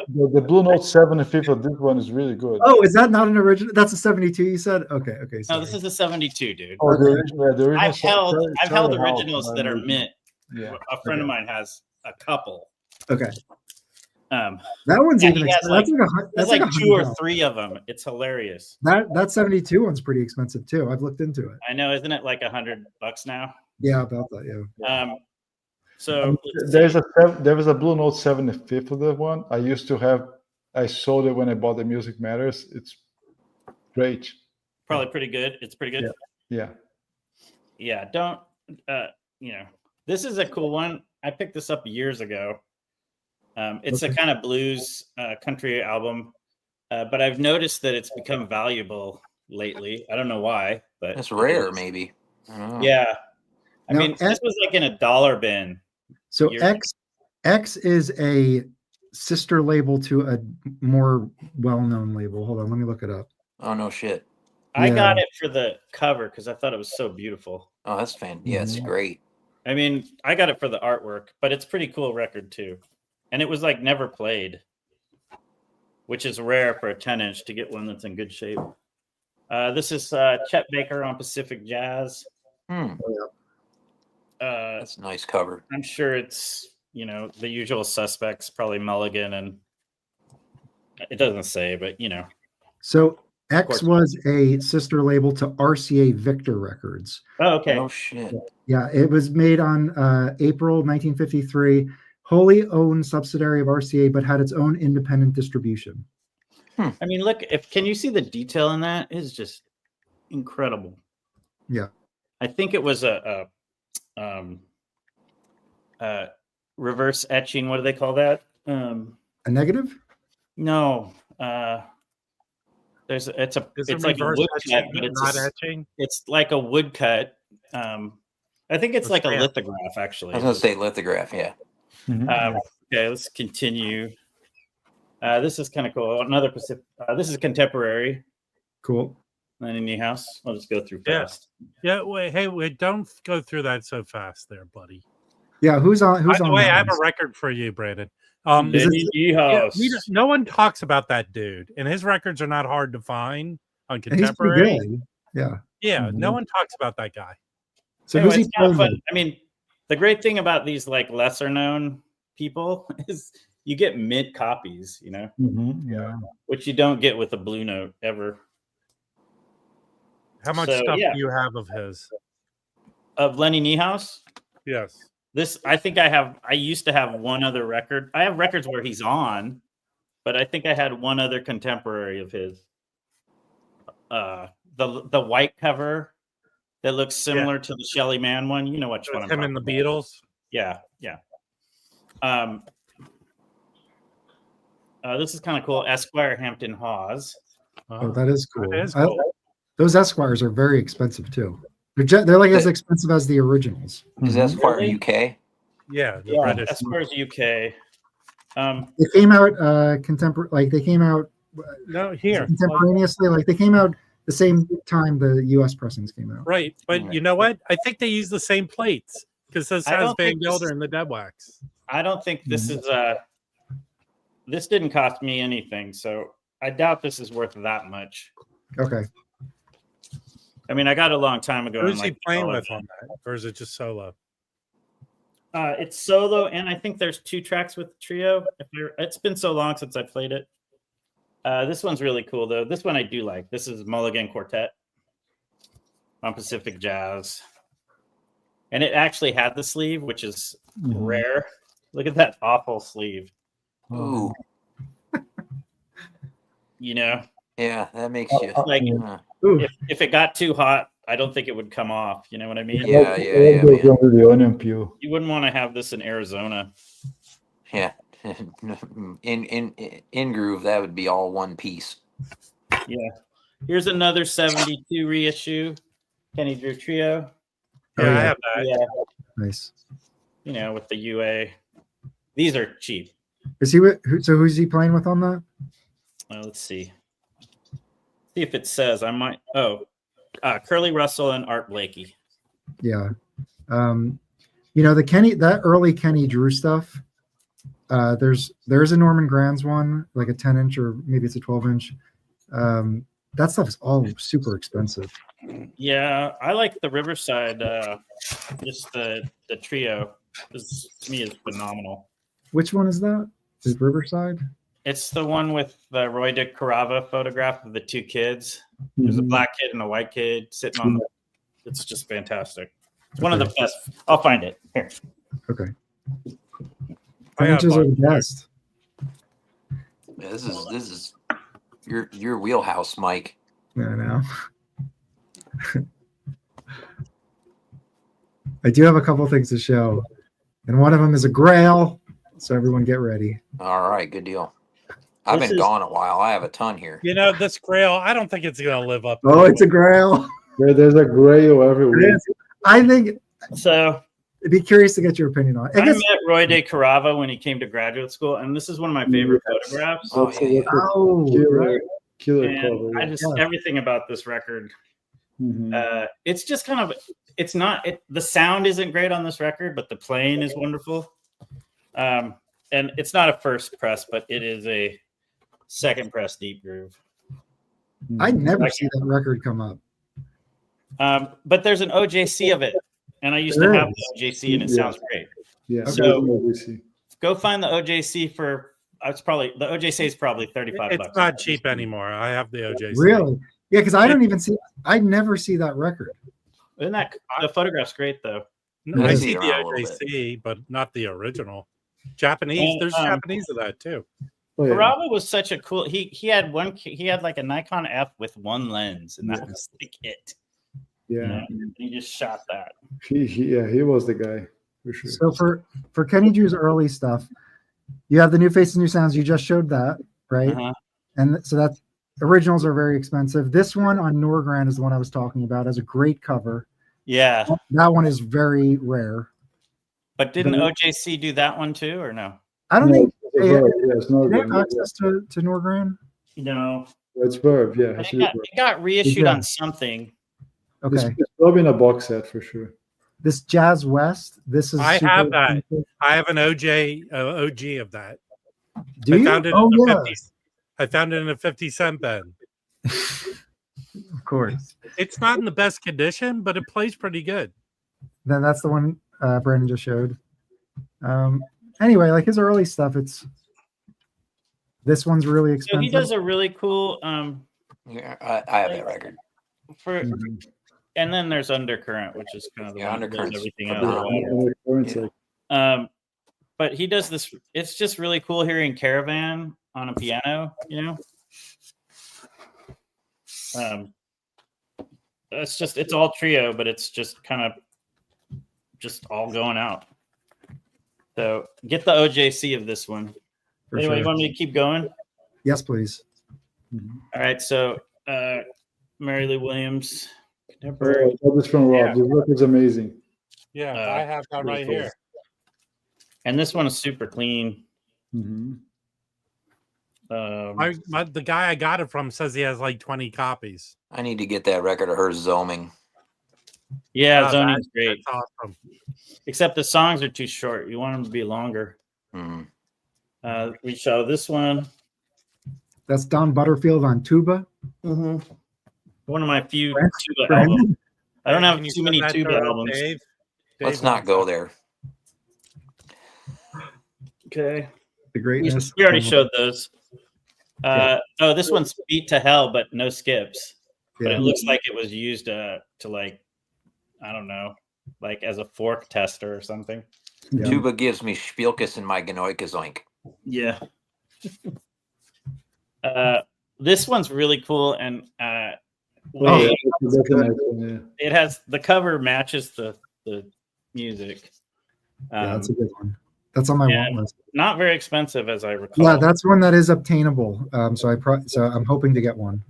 Yeah, I think this was like maybe $10. That is way undervalued in my opinion. No, that's about $100 now. Here's another super cheap one that's pretty good. Is all MJQs are Oh yeah, dirt cheap.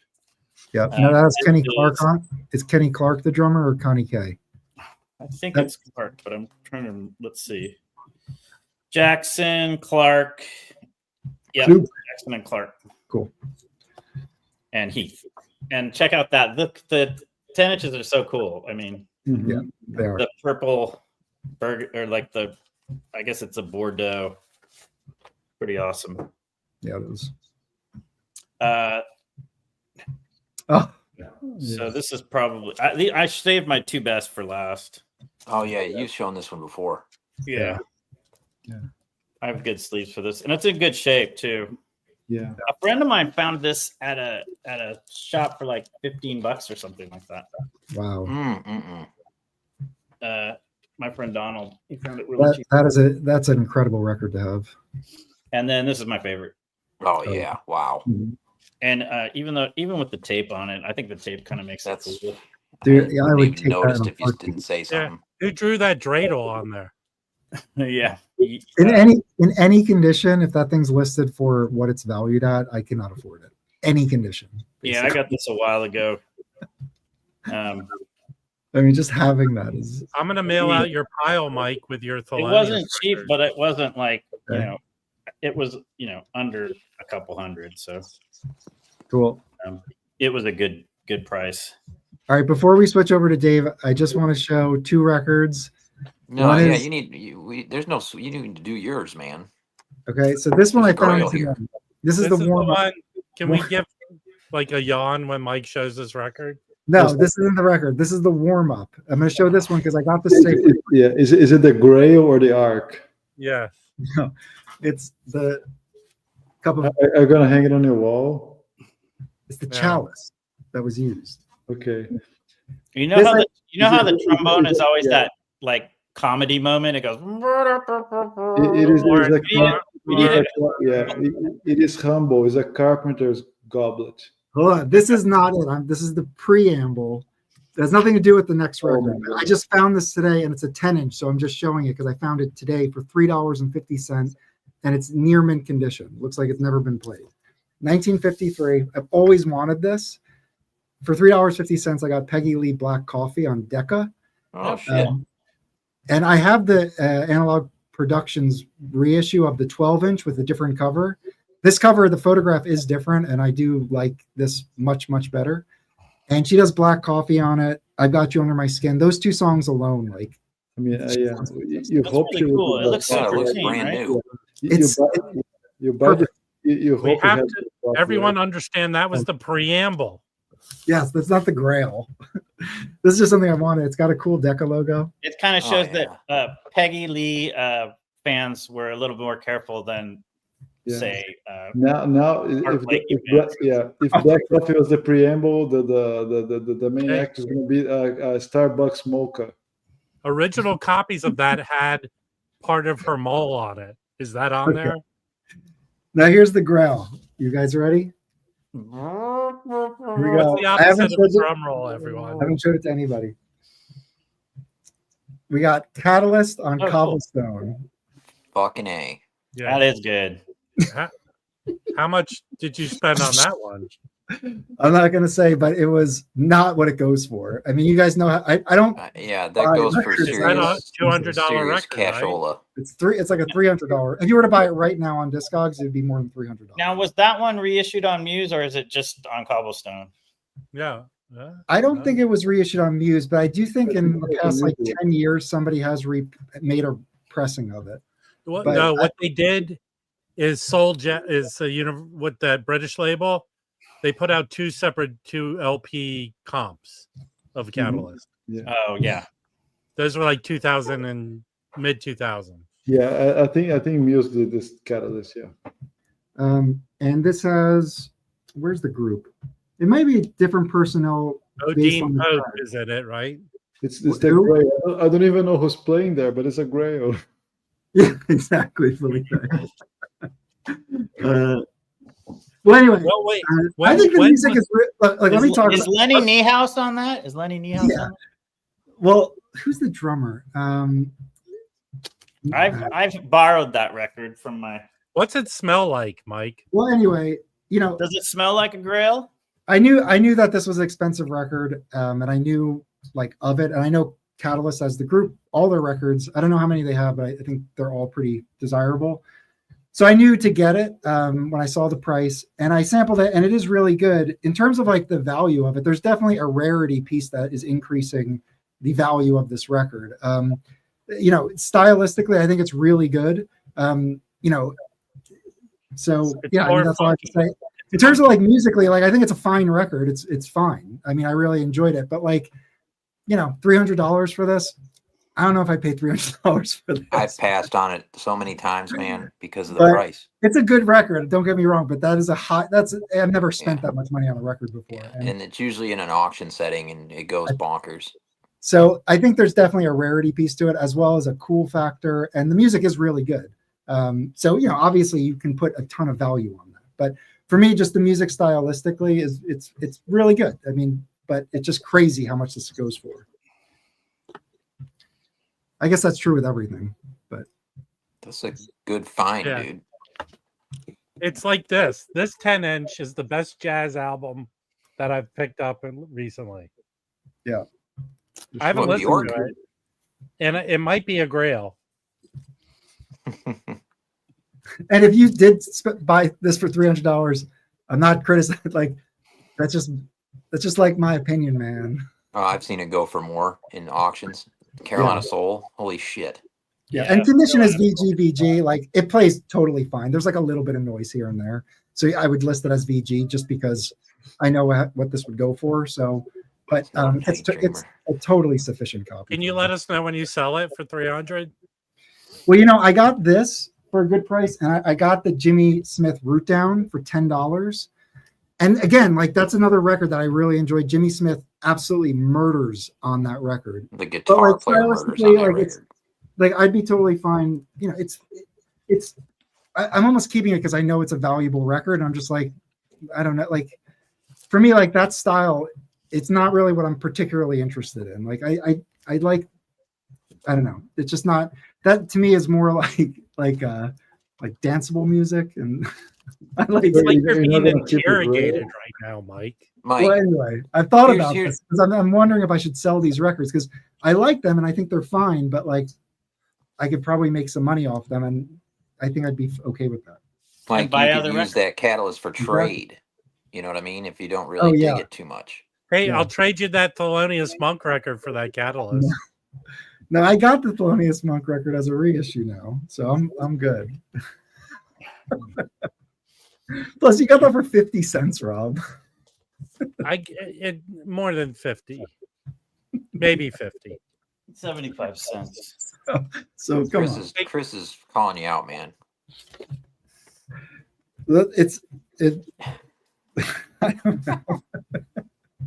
Rob, your auction is tomorrow, right, Rob? Yes, classical. I'm probably going to keep them. So Mike, next week, okay? In 2 weeks, we're doing a regular. No, I'm going to hold on to them for a little bit because my opinions may change. Well, that was such a great build-up and finish. I think the Russian judge gave you a 9.5. Oh, one more, Brent, and then we'll go to Dave. This was recommended by Rob. This is Now Hear This. Yes. This is like a mint copy. Awesome. That's an expensive record. Bill Barron, Ted Kurson Orchestra. It's not an orchestra, though. Yeah, it's not an orchestra. It's a quintet. Yeah. It's a quintet, and they're very good on it. When I was streaming it, I was like, I don't know, like, do I need another hard bop record? But this is so good. Yes, I did. It's expensive, so it has to be good. Well, no, I didn't. I mean, I didn't. Well, his other record that he put out, Windows, is not a hard bop record. I mean, it is, but it's very different. A really, really nice copy, like perfect copy. And I'd never had an Audio Fidelity record before, like an original. So I didn't know how this was going to sound because I've actually heard. Yeah, it sounds great. Yeah. So pressing's really nice. I have both the mono and stereo versions of that. So I was really happy to get this. I got this along with the George Wallington at the same time. So anyway, Mike, great record. With Ted Kurson, do you have this one? No, I only have the only other Ted Kurson I have is the Arista Freedom, which is a reissue of something else. Look up the original of this one. Dolphy. Yeah, Tears for Dolphy, which also has Bill Barron on it. Well, Dave, isn't the one to get that French labeled reissued? It's like a 70s Pop Ted Wine Kurson on record. Futura. Yeah, Pop Wine. That's good. I have an original of that. But this is a reissue of this one, an early reissue of this one. The originals of this are nuts in price. Really, really, really hard to find. I think it's a gold cover. But it's a really good show with some players I think he just put together in Montreal. I am this was put out by the Montreal Jazz Society. But it's a good show. I've been away a long time. I can't remember the last time I was on the Friday thing. But I went to Denver for a week. Came back, was in the hospital, got out of the hospital, got a new job. Shit's been crazy over here. That is crazy. Congrats on a new job. Well, everything's official Tuesday, so we'll see. I got everything, the dot in the I's and crossing the T's and what I mean, securing the making sure all the HR stuff's done. And Maybe you know, should stop traveling. It seems like you get sick when you travel. No? Well, Carlson's wife had the stomach thing that's been going around when I got there, and then I ended up with something similar maybe about a week after getting back. So it could have been from that, or it could have just got it here, but it ain't recommended. I can tell you that. I had to have another CT scan. It's old hat at that shit now. It was pretty rough in the streets, but I pulled just the jazz records. I brought back 28 records on the plane from Denver. It was interesting. I didn't find much in the way of jazz though. It was a lot of other stuff. A lot of 7-inch records, some shellacs. I don't know, it was kind of all over the map, but the shops there are really cool. Twist and Shout, I'd say, is kind of like a Denver's version of Amoeba Hollywood. Yeah, I bought from Minus- them on their Discogs. They or maybe eBay. Yeah, eBay. They post a lot of good stuff. Yeah, excellent shop. The owner approached us on Friday when we were in there. It was me and Tice, Sound of Minder, and Steve Carlson on Friday, and then Saturday we had a big group. Michael Poetry on Plastic came up from Colorado Springs, and then there's a guy Richard that's in town, and then the three of us. So there was 5 of us on the dig on Saturday, and we hit Twist and Shout again, and Wax Tracks, and Invincible Vinyl, I want to say, and then I hit a shop in Colorado Springs on Sunday, Tiger Records, and that place was incredible. It's just a tiny store, but they had really, really good stuff in there. They had a decent little bit of jazz. So let's see. I'll show you what I got there. David, did you make it to Boulder? No, we didn't get up to Boulder. Man, that's my favorite town in this country. Yeah, they have only one shop left in Boulder though because the rent got too high. Okay. Yeah, there were 3 shops in Boulder. 2 moved out. 1 moved to Longmont, and 1 moved somewhere else. And then there's only 1 left in Boulder, Gotcha. Yeah, which kind of is a shame because it's a big college town, and you would think they'd need more shops, but I guess rents on everything for small business there is through the roof. Yeah. Well, hopefully they open more beer places there. Yeah. But no, I didn't get up there. I kind of wanted to. My brother was like, "Why didn't you go to Red Rocks and check that out?" But I just didn't have time to do everything. We did Garden of the Gods in Colorado Springs, and that was incredible. One of the national parks. Yeah, it's pretty nice there for sure. Yeah, I had never been to Colorado Springs. I'd been to Colorado a million times, but never been down there. I really, really enjoyed that area a lot. All right, let's see some records. Yeah. This is the record I got from Colorado Springs. Oh, Bob cool. James Explosions on ESP disc. This is super cheap. It is not a first pressing. The first pressings say Explosions Bob James Trio. So it's an early repress with a different. I don't know why they took the trio off the name and moved it all around, but that's what they did. I always just had the Get Back reissue, so this is an upgrade. Nice. What color is the label? It's the orange label. Okay, I have the silver. I think it's silver or white. That's probably White. silver. I think is first pressing, maybe. No, mine's white. I think mine's white. I I'll have look that and see. one. Okay. I have Yeah. that. But I mean, in that little tiny shop in a strip mall in Colorado Springs to find an ESP disc, I was stoked. Yeah, that is pretty good. Yeah, and I also had them hold a record for me, and they shipped it. I should have it soon. It's an original Sister Rosetta Tharpe. It's a pretty heavy piece. So that actually was the most expensive thing I ended up getting, was the one they held. So, great owners in Tiger Records, down to earth, engage all their customers. Really, really great store. I mean, they had really good stuff on the wall. Here's the thing about Colorado that I noticed: every record store has an incredible 7-inch section. It doesn't. I've been to a lot of cities and checked out records, and that was the thing that stood out to me. I could spend days just going through the 7-inch records because they had good ones, like rare ones. With covers. Everything, man. It was crazy. One shop had rare Jamaican 7-inches. Another shop had rare Beatles 7-inches with the picture sleeves. You know, these were all like 40 to 100 a piece. You know what I mean? It wasn't BS. Yeah, I don't know what the deal was with that. Every shop had the Twist and Shout had enough 7-inches to it'd take me a week to even begin to start looking through them all. How's your digging stamina? Can you like dig for 8 hours straight? Yep. Yeah, me too. Yeah, especially when I get my mindset on, okay, like, because Friday I went to Twist and Shout, and I kind of took a lay of the land because we weren't going to stay there that long because we were going to go back the next day. I just wanted to get a lay of the land, find some cool stuff, and then really dig on the Saturday. So that's when I was like, okay, there's a rare box of 7-inches up on this counter. I'll attack that first thing on Saturday. And that's exactly what I did. I pulled a bunch of shit out of it.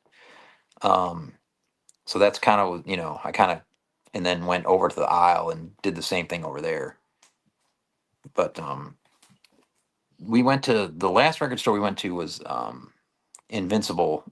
Really nice owner. I got this cheap an Egberto Gismonti on ECM, which is Donka das Quebecus. So that was good. And then Tice gifted me this that was there, this Sun Ra 7-inch. So this is the Qualities. It used to be this L Saturn, and it's a couple of Christmas tunes. So that's pretty cool. Sorry, I was muted. What year Yeah. is that? Where does that fit in with his? So this is a 2011 reissue. Okay. This is from way back, probably probably 1960. Okay. Probably recorded in late 50s. So but this was awful nice of Tice to do that. Yeah. Wax Tracks, they had two shops, one side new, one side old. So this is what I got in the new section. This was in the markdown. Normally $38.99. It was marked down to $21. So it's the Bakita Carroll Orange Fish Tears originally on Palm. Yeah. This is on Soulflake Continue. So this was normally a heavy piece for an original. So I'm happy with reissue. And then these came from Mr. Rob. These Oliver Lakes I got in the auction. What is this one? Holding Together on Black Saint. And this one on Wrist of Freedom. Yep. Those are good. And what else came? Oh, I got one Jazz 78. This was probably the rarest record I found on the trip, or one of them. The Lester Young Quintet on Mercury promo. Yeah. It's got Almost Like Being in Love. This is from 1953. Yeah. And I'll show you the disc. There you go. Yep. And There'll Never Be Another You. Is that a 10-inch or a 12-inch? The 10-inch. Okay. It is Lester Young tenor, Oscar Peterson piano, J.C. Hurd drums, Ray Brown bass, and Bernie Kessel guitar. Yeah. Just for so that material was also reissued on LP, and there's 10 inches that use this cover, and then this is the 12-inch, but it's with the Oscar Peterson trio. Yep. Who I think at the time didn't have a drummer, but there is a drummer on it. But the trio was like Barney Kessel or whoever the guitar player. Yeah. With Ray Brown. Kessel with Brown. Yeah. And then Herb Ellis, I think, also was part of the Oscar Peterson trio as guitar player too sometimes. But cool stuff. Yeah. When you showed that, I pulled this out to listen to it, and Lester Young's great. What can you say? Yeah, so that's only the second copy ever listed on Discogs Yeah. Oh, wow. as far as in a collection. So that was pretty substantial find. It was $20. So I was pretty stoked. And then I think lastly, this came today. This is a 7-inch. This is on Carbon Records, which is a record label out of Rochester, New York. Friends of Dom. This guy Joe runs it. And this is John Crossbauer and Patrick Shiroshi. Patrick Shiroshi being a saxophonist out of LA. And John is a violinist. This is intense. Yeah. Really badass 7-inch, 4 cuts. Cool. That's intense stuff. And then I've got this rare record from France. This is on Path EMI. This is Rimbal Sieste Trois from Bernard Verlet. Can I see it? Au Combien par Catharsis. See? And it's the promo. Humble c'est toi. Humble is the poet. It says, you are humble. That's what it says. Okay. Yeah. Anyway, this is kind of some proggy. I don't know. It's hard to describe. It's got some jazz leanings to it, but it's got interesting French vocals. Really cool one I got out of this guy in LA that sells a lot of rare shit. Yeah, that's kind of everything that's jazz related. Very cool. Hey, Joe, did you see the Grail? I did. Very cool. Joe's huh? got all the Boston finds. Mike is gonna live forever now. Yeah, that's right. I'm not familiar with it, so I can't speak to it. But It's a good record. I'm sorry, I didn't mean to bash it. All the deceased member of Catalyst are rolling over in their grave. It didn't shake me to my core like some other records that I have listened to. And anyway, what's up, Joe? How's it going? it's going. I can't complain. You have I'm sorry, Rob. You said that Joe went somewhere digging. No, I was Joe, in I was if in you Boston. follow last the week. thread that we're all on, Joe was in Boston. Oh, I just use it to shout out shout at people. I actually asked you for recommendations along the way, and just Did you? I totally missed that. Sorry. Did you tag me? Yeah, I did. Oh, I'm But sorry. it's all right. I know where I stand. It's fine. Well, No, how did I it mean, turn out? it was good. It was a short work trip. I stopped at 2 shops. You got 10 seconds, dude. I'm gonna get you fucking evicted. Uh-oh. Got to use the mute button, Dave. I'm surprised your wife lets you talk to her like that. Neighbor. That's crazy. All right. No, I'll pull the pile. I went to a shop that just had a ton of like Black Saint and Soul Note stuff, and so I picked up a bunch that I've been that's looking nice. for. I haven't spun all of them yet, but this one I picked up. This is Max Roach with Cecil Bridgewater, Odeon Pope, and Tyrone Brown from *84. Oh, fantastic. Well, those are good. Yeah. A member of Catalyst is on that.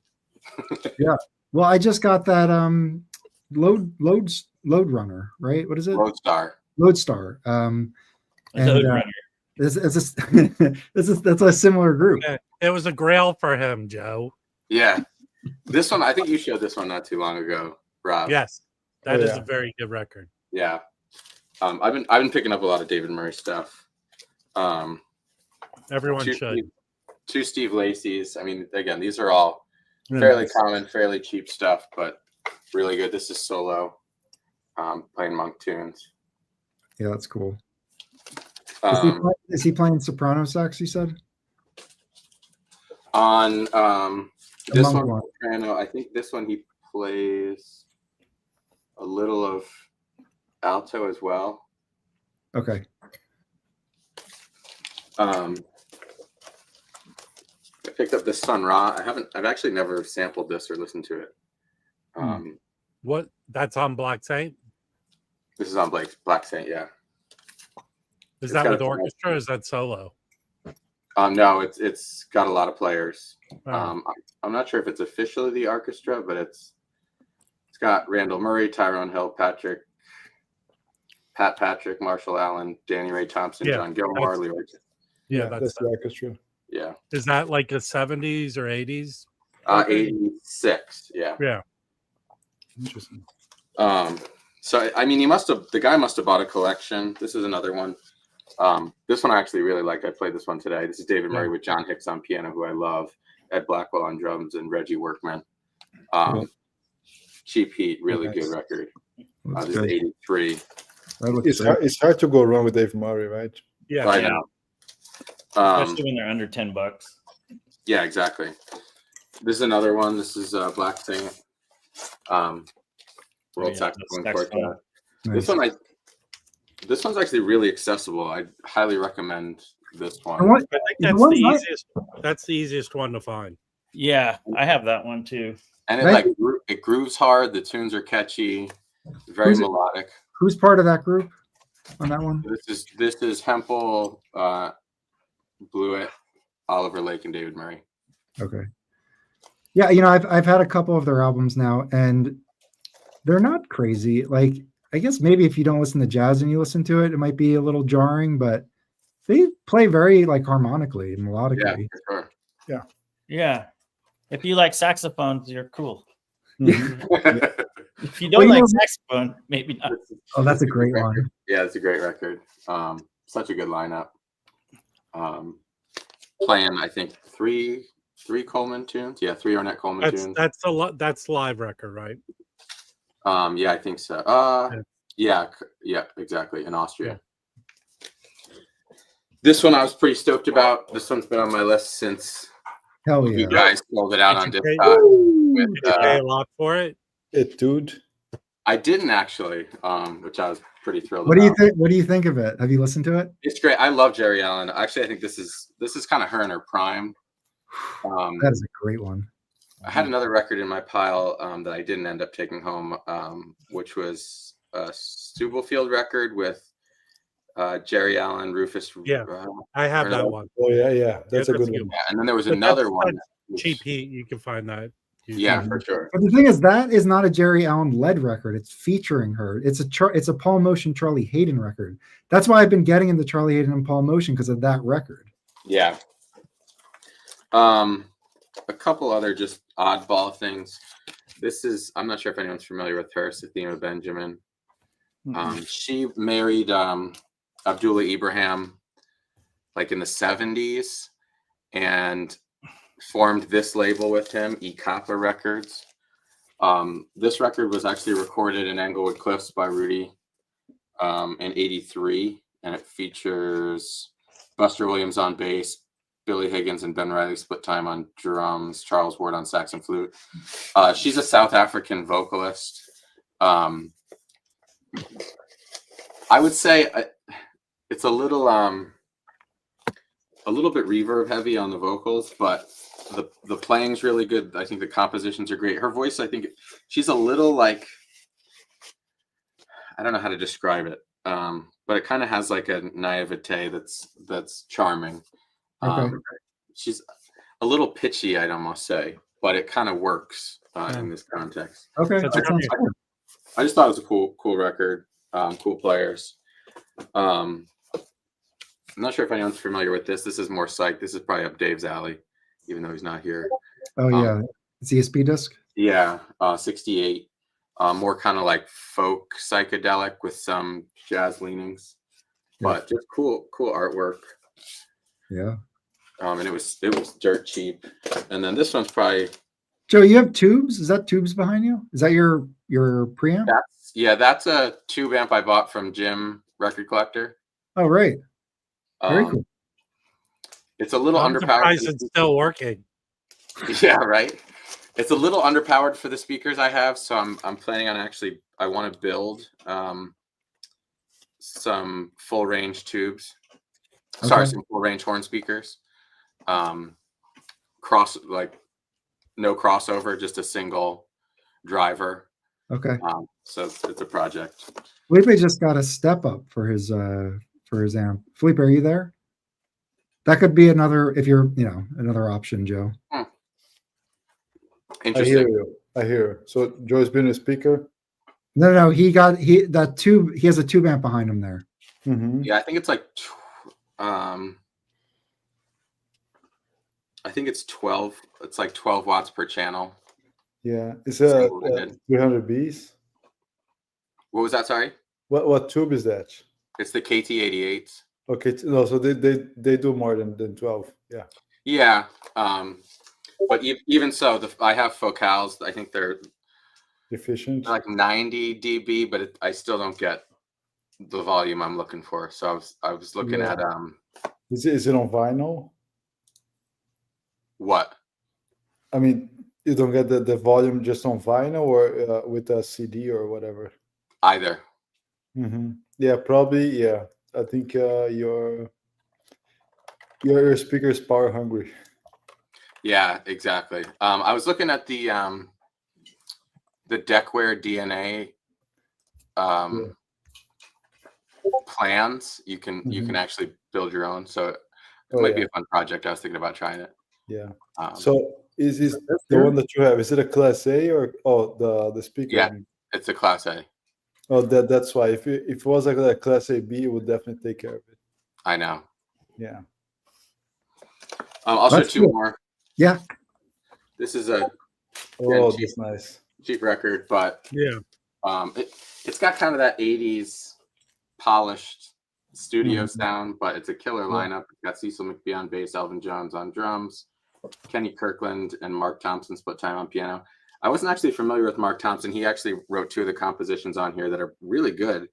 But he kind of like played on a couple of the 80s records with Chico Freeman and then just disappeared. So I don't know if anyone else knows much about him. And then this one was probably my favorite find. Yeah. Does it come with is there a poster in yours? Signed by Chico Freeman, which is pretty cool. That's No poster, no. Okay. There's a poster for that? Yeah, my copy has a poster. It's mint. Is that the one, Joe? Is that the one with a lot of vocals on it, or no? Am I thinking of?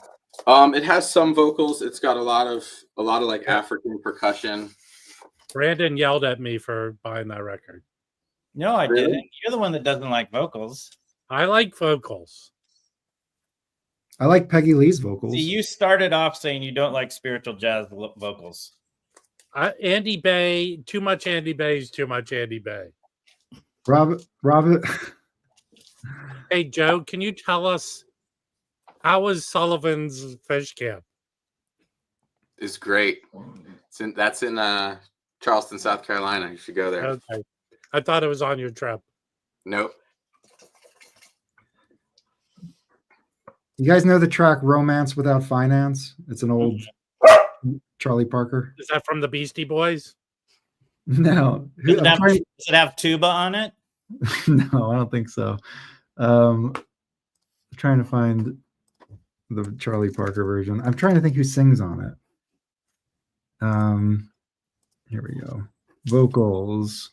Is this one of your grails? It's Tiny Grimes who sings on it. Cool. I didn't know that. That's a great track. 1946 for you.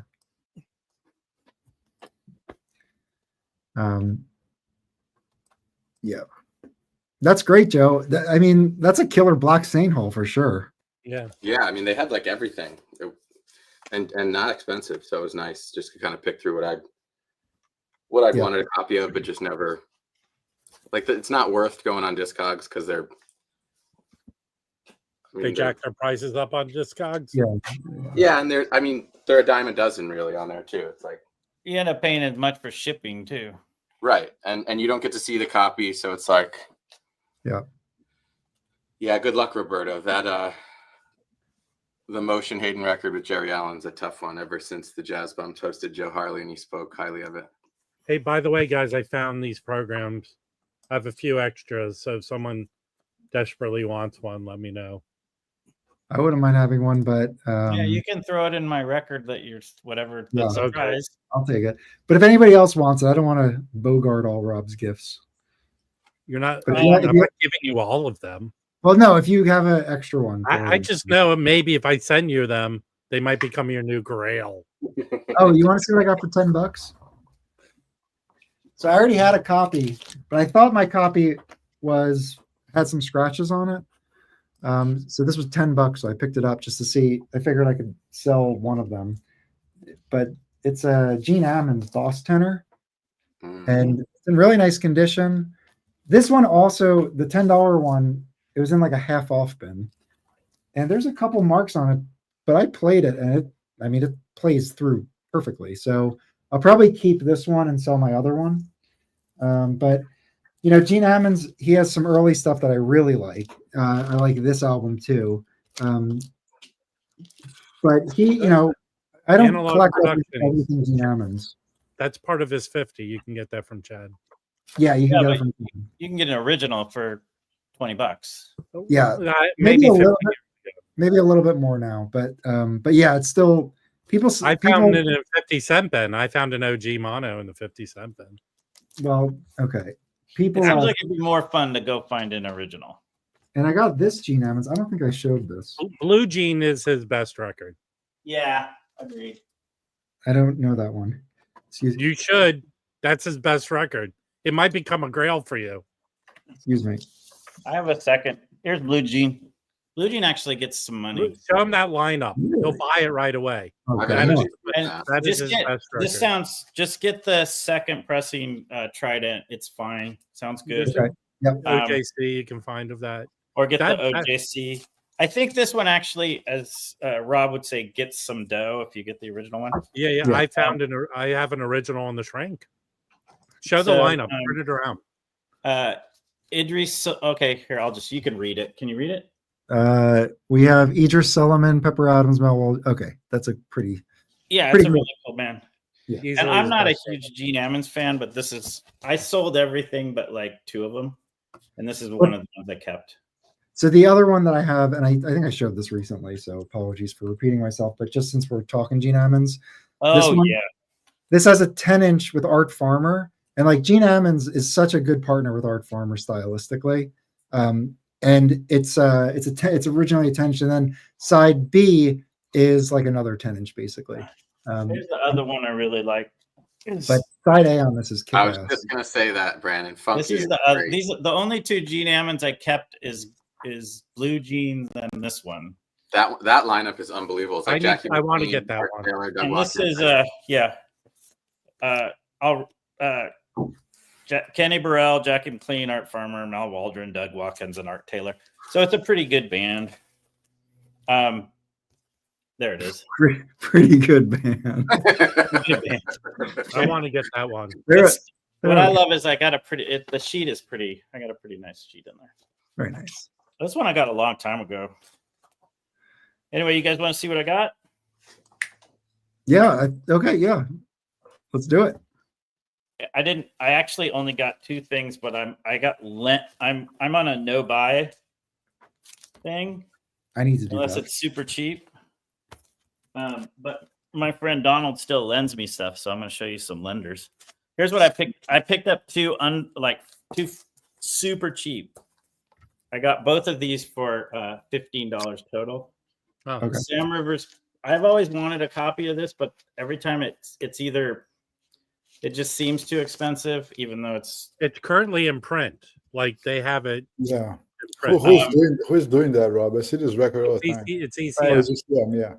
This was I either find one that's like beat up, or they want like $30 for it. Yeah, but that's the brand new price. No, that's what I mean. Yeah, I'll see an old one for $30. really. But anyway, this was $7, and it's a promo and it's mint. So Yeah.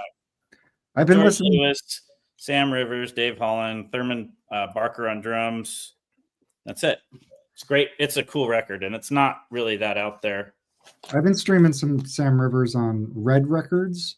I think Yeah, he- the Quest. I think the Quest. Yeah. Very That's good. the one. record. And Yeah. then That's cheap heat. this was the Well, same thing. Every it's on time I Inner saw City, I think. this, it was Oh. too beat up. So Yeah. I'll grab That's this. on Bob James Tap and See label. Yeah, it Yeah. looks just like Got that same James artwork record. feel. Yeah, So exactly. when I started collecting and doing live streams, I said that sounded like, because it's Jack DeJohnette and Eddie Gomez, it sounded like Bill Evans to me, and someone yelled at me about that. oh well, it is. I mean, I think she picked Bill Evans' group for a Yes, reason. that Mhm. kind of is Yeah, a Bill exactly. Evans-ish. She usually doesn't play that way like on that record, but Hold on, I gotta do something real quick. Grab something. all right. Flush the toilet twice, though. Yeah, I think it's a valid point, Rob. You're not wrong. Thank you. Do you have that record, Felipe? Yes, I do. Here we go. What do you think? So, Bill Evans is? Yeah, no, I agree with you. I think Thank you. This was lent to me. This is pretty cool. Ooh, oh, you know what? I've been trying to get that record. That's a $200 record. Well, fortunately, it's just on loan, and I didn't have to pay anything for it. What label is that? You could only get that like in South Africa. Yeah, it's pretty cool. It sounds great too. It's It is. it is 70s. Is that from the 70s? I don't know. But thank Donald for it because he lends me some good shit. Thank you, Donald. It sounds great. It's definitely, that Cape Town, very melodic. How's Howard Land on that? It's pretty good. Yeah. He lands it. Yeah, that's like a $200 record, I think. Probably. Anyway, I'm not buying anything, so it's nice to have some new music. This is really good. Oh, don't know that Yeah, one. cool. Oh, that's a cool lineup. So it's George Coleman, Frank Strozier, Harold Mayburn, and Lyle Arkinson. I don't know Lyle. Is that a group or is someone leading that record? It's the it's Keno Duke's group. I have another one of his. Oh, okay. Keno Duke is the main person, but I've never heard of him. he's the drummer, and I'll show you another. I have another Keno. I do have a Keno Duke record with this similar band that is not on Strata East. That's at the same time and not nearly as expensive, I believe. Which I will. Are those new speakers, Brandon? No, no. I might have taken the covers off. Brandon, is this record? That's the one I have, yeah. Cool. Which is also very good. Yeah. Very cool. Very good. So yeah, I've been enjoying that. He also lent me this. This is really cool. Harlem River Drive. On roulette. Cool. What is that? This is kind of Eddie Palmieri's on this, and his brother Charlie, and it's kind of I don't know how to. It's kind of like how War in the 70s was kind of like sort of like soul, salsa, funk kind of stuff with heavy beats, but but this has a more of a poetic kind of lyrics, almost like half spoken word, half singing. I don't think that's a comp. It's a straight up record. It's a straight up record. Yeah, I don't think and Jimmy Norman is the vocalist, who I unfortunately don't know that much about, but it's great. This is really good. So, if you like stuff like War's Cisco Kid and stuff like that, this is really good. Nice. Looks cool. And then, it's time for the CD minute. Yeah. So these are also lenders, but this is so cool. This is Mal Waldron with Embryo. With guest featuring Christian Bouchard, and it's piano and vibes and so I think a lot of that's on streaming, and it's straight up jazz. It's not krautrock. They're doing it's jazz. It's not like Embryo. No. Yeah, it's great. You can, at least on Apple Music, it's like 3 volumes of that stuff. Oh, okay. Well, and most of the tracks are either Mal Waldron or Walt Dickerson. Yeah. It's great. Right. Yeah, the first track is Dickerson. There's a Bouchard track, Waldron, Johnny Mercer, Autumn Leaves. Yeah, it's great. I really liked it. And then the other thing I got lent to me is this David Murray Mal Waldron, and it's really cool. And I think it's exactly what you would expect from. Is it on Enja? No, it's on. What is it on? Just in Time, like Just in Time, but the name Justin. Okay. Yeah, Just in Time. Yeah. A 13-year-old white boy put out that album. Oh yeah. I'm joking. That's Justin. So just a quick heads up. Mike Notes and Tones mentioned that Harlem River Drive is about to reissue on Dusty Groove. So this is being reissued by Get On Down. Yeah, they do a lot of funk and soul. Yeah, it's really good. Maybe Mike can tell us more about. I don't know Jimmy Norman, but it's really good. Actually, Get On Down put out. Speaking of Roy Ayers, that no one wants to talk about, those last couple of record store days, they put out those, I believe, right? The Cold Stone Picnic, and oh, okay, the other one. That's who put those out. Anyway, okay. If this is coming out on reissue, I'll probably buy the reissue because I'm guessing this is too expensive for me. I might wait a while because those records come down in price. No, I mean, what is it going to be? $30 or $35? Yeah, but they drop. Well, I'm buying very little, so the savings doesn't matter as much to me because I'm only going to buy maybe a couple records a week at most. Yeah, an original is expensive. You'll never get your grails with an attitude like that. My grails come to me. I'm hanging out with Galahad. You know, he's got grails everywhere. I have a Jack Wilson record for you. I have to mail to you. So cool. So you're gonna have to go find me a $10 soul note or something. Or okay. Face Records has a VG Plus copy for $187. Oh, geez, but then it jumps big time. So it's expensive. Yeah, look, I figured. Bigger, Mike. But is that Donald Rich there, Brandon? He's just got good taste. Okay, I have good taste. Yeah, that they put that out for records. So Get On Down did reissue. We were going to talk about Roy. I just thought I'd show my favorite Roy Ayers. So very cool. That's it. I'm just showing that for his because I just found out he passed away just now. So you did. This is a great record. I'm sure Atlantic must have reissued this at some point. No, it came out for Record Store Day. Oh, okay. Like 4 years ago, right? 3-4 years ago. Anyway, it's better than that. Like the band is pretty good. It's although it's not on all the tracks, but Charles Tolliver, Joe Henderson, Reggie Workman, and I believe alias Herbie Hancock. Yeah, and Herbie Hancock Wilson. Jack Wilson's also on some of the tracks too, and they did a few records together. More than a few. More than a few. Okay. They did more than a few records together. More than a few. Ask Donald. He'll lend you those. We did get a $2 comment here. Roberto saying, DM me if any of you find a copy of the Hayden Motion Allen. Yeah, he'll pay a lot of money because he paid $2 for something he could have just said without $2. Charge him a lot of money, people. I will never sell my copy. I found it. Here it is. Yeah, $200 there, Roberto. The problem is, I don't even think there's any copies available. Like, this was like when I went to like. Is that Soul Note? Oh no. Yeah, I went to a record, Dig Vinyl's record anniversary. Yeah, and this was the only. I found this and laughed. That was it. I was like, I'm out of here. I'm gonna start a competition. I want that record. If you like me more than Roberto, send it to me. These are the LPs listed all around the world. So there's a handful.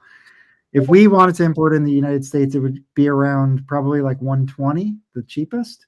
But there is one copy in the United States, and they're asking for 222. It's actually a Japanese copy. This is this is actually Japan. They just whoever that company is reissuing all the Soul Note and Black Saint records, please do that one. Yeah. Yeah, I think I paid. This was like $60. 60. Yeah. There's several others with that same group though that are still worth getting, like in the Year of the Dragon segment. Year of the Dragon's expensive. Yeah. Is it Year of the Dragon? I had it in my cart. I had like the last $40 copy, and then somebody bought it from me within like a day. There aren't very many Soul Notes that get up to $100. Well, the ones that are the Seagulls. Yes. And there are a few. I mean, the Got to Get, that's a $60 to $80 record. Yeah. Oh, and we were talking about the Bill Barron, Ted Curson. This is Oh yeah, that's this is a, mine. is that Woo! Donald's or yours? No, this is mine. This That's is a, like a lot of money. this is my I got this. This is like one of those. If I could take 50 records to Europe and hide away, I'd take this one. Oh, That's where you're gonna go. that's a great topic. If you had to, Can't you hide away in Oregon? You If you had really to could hide take- away there. you had to take one crate, just like one cube of records, with you to Europe, what would you take? This would be in it. You know. So what is it, did Rudy do the mastering on that? Is his initials in the dead wax? I don't. Because that's a little later, I know, but it's still probably Rudy, It's on Savoy. right? I don't see anything. Okay, maybe You it can is. look it up. I don't know how. I don't see any scratch in there anywhere.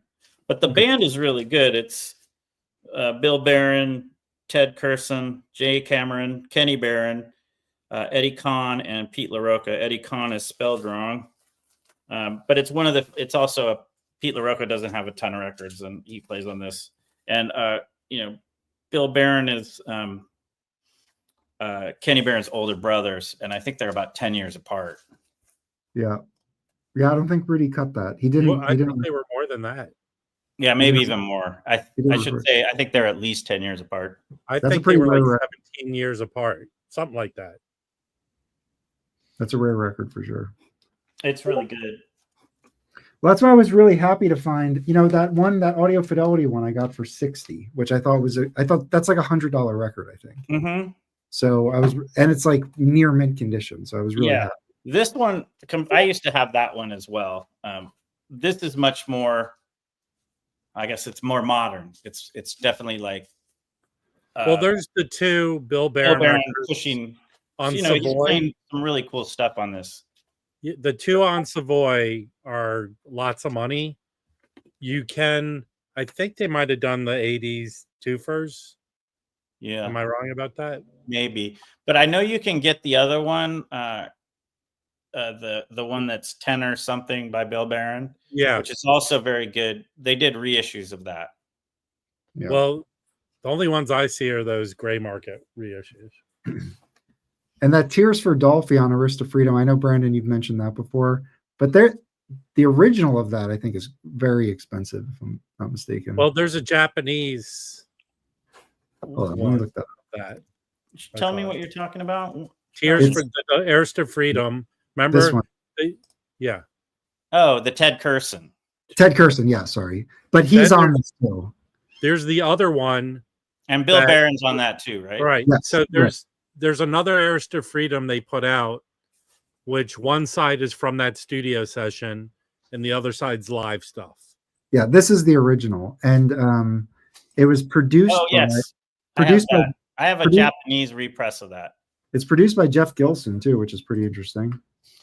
But So- that artwork is fantastic, and it's on a whole series of those. I Yeah. believe it's a Swedish painter that did all those covers. Yeah. And there's like 6 different records, and they're all like there's like Carla Bley and Don Cherry, Ted Curson. Cecil Taylor's one. I have an Yeah. RT Shep one, I think. They're really beautiful one- covers, but They they also do the do New York. Japanese reissues that you can Yeah. pick up, I guess, probably in the $50 to $60 area. That's And what I have. like That's what I 200. have. I have Yeah. the one with the New York group, Mhm. right? What New York group? It's John Chakay and Archie Shep and Who's it? Milford Graves? no, it's the same thing that Fontana put out. I have a Japanese of it. Okay, all right, cool.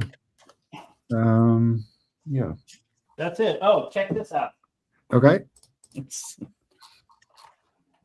Oh God. But that's his metal record or his hard Is rock it? record. I Yeah. haven't played it. His Fool's Game on it. Fool's Game. It was if you're $2. as old as me- I got it because it just reminded me of Office when- Space. Yeah, when you first, what did that come out? 83? When you first got MTV, that played all the freaking fucking time. 83. What was the song? Fool's Game. Oh, okay. That's the first track. Yeah. It's his hard rock out before he went pop. I don't know. There's something really funny. Like Bolton has a sense of humor about himself. He not then. He didn't have it then. Oh yeah. That Did you know him? Yeah, we hung out all the time. I think he has cancer. He's recovering from cancer right now. Oh. I did want to show this is a new JMI release. I think it's available for purchase now. If not, it's pre-order, but it's Max Girl Trio. Yes, you can order now, yeah. We've interviewed Max, and he has a great That's a good story. cover. Good cover. It's a trio, and I've heard samples of this because JMI was doing live streams and they were playing it through the live stream, and it sounded very good. So stylistically, I really liked it. What kind of style? It's trio work, so it's like I don't know. It sounded like a little I don't know, like post-bop avant-garde, like that type of kind of advanced jazz style. Mm-hmm. I never really have a good way to frame what that is. It's hard because sometimes like sessions, they're just hard to describe without just listening to them. Have you sampled the record with him and Mike Mitchell, the hard pan one? I think it's called hard pan. I did a while ago. Same thing. They were streaming it over their Instagram. I did not purchase that though, so I'm a little backlogged when it comes to JMI right now. By the way, here, CJ Tint. This is the record I was talking about, Mike. Okay, thank you. New York Contemporary Vibe. Joe, what were you saying about the record? It's I don't know if I'm gonna get it. It's hard pan. Yeah. Okay, I think the trio one is, I've only heard a sample of it, but it sounded really good. Oh, I got one more before I jet because I'm starving and I got some food. Yeah. This is one more thing I'm going to listen to. That's also a lender. It is no idea what it is, but it looks cool. Well, they're doing Monk on it, right? Yeah, I'm guessing Mysterioso. Live in Zurich, Mal Waldron and Nicholas Simeon duo. Very cool. So this is what I'm going to be checking out tonight. Okay. Anyway, nice seeing you guys. Absolutely. Thanks for hanging out, Brandon. Talk to you later. Stay awesome. You too. Stay awesome. Positive words. I'm going to run in a little bit too. Me too. But anything else you guys want to talk about?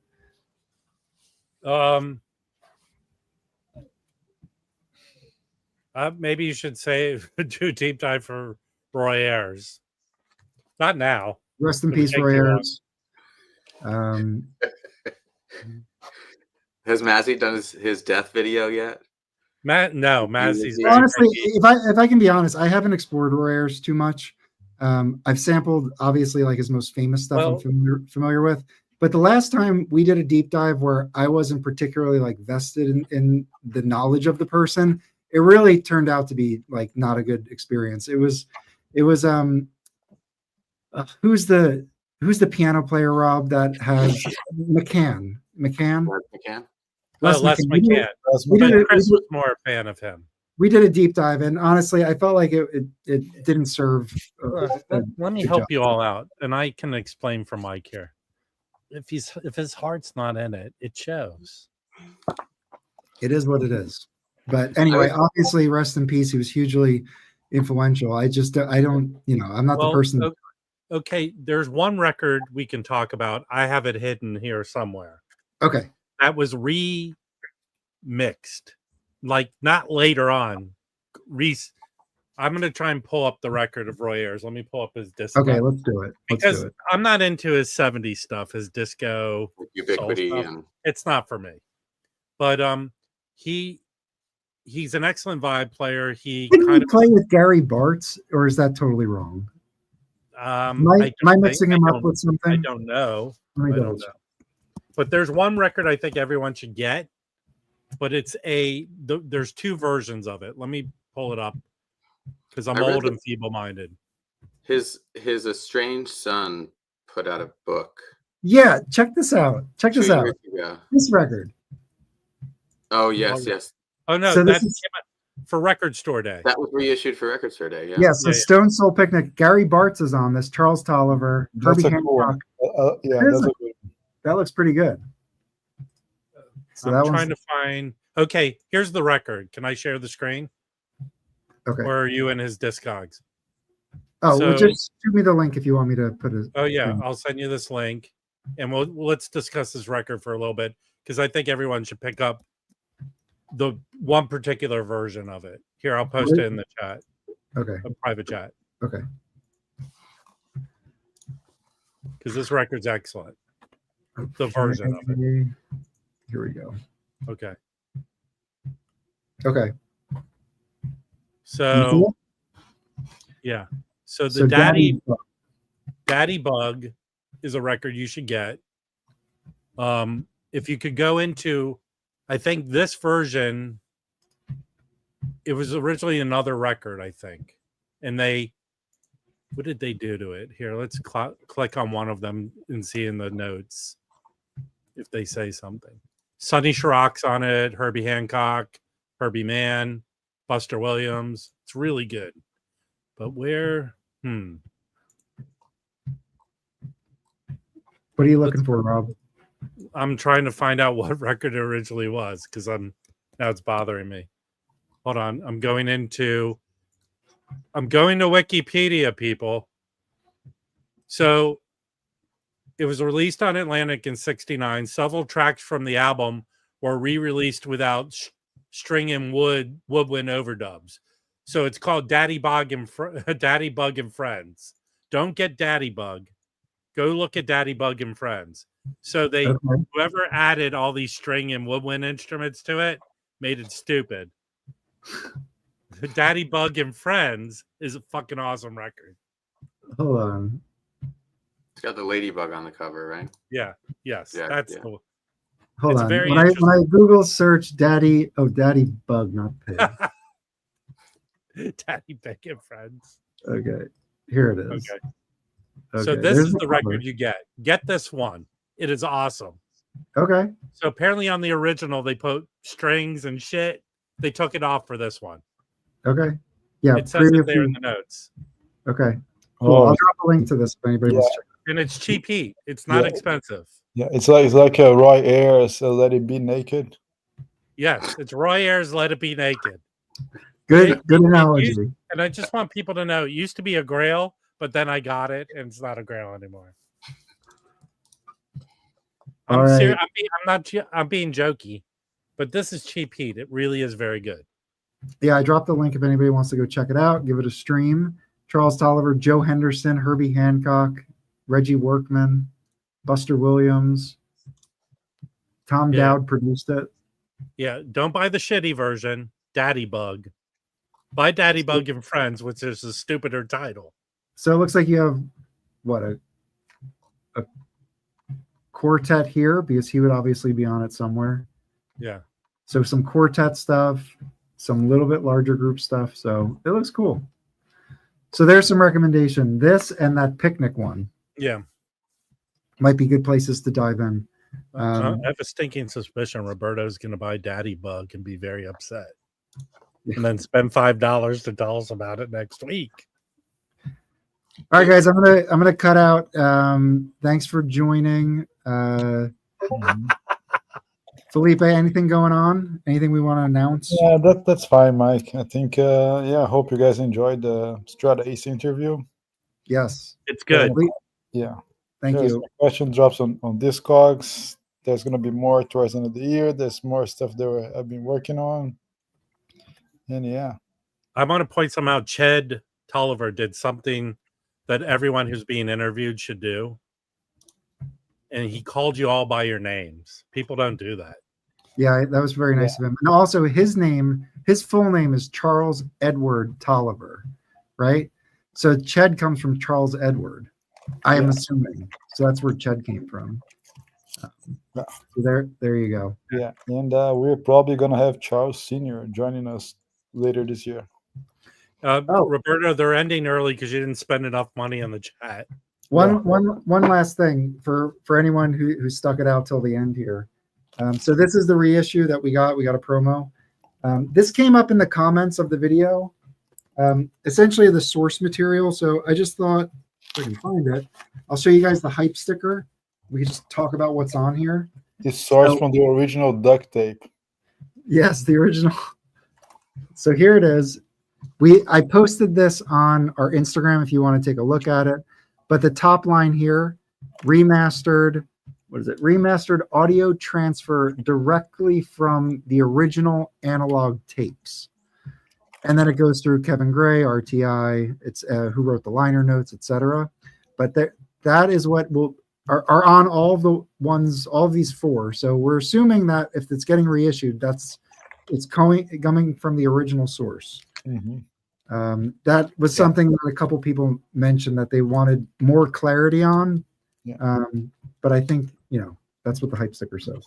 I think there's not much to clarify, but people ask. So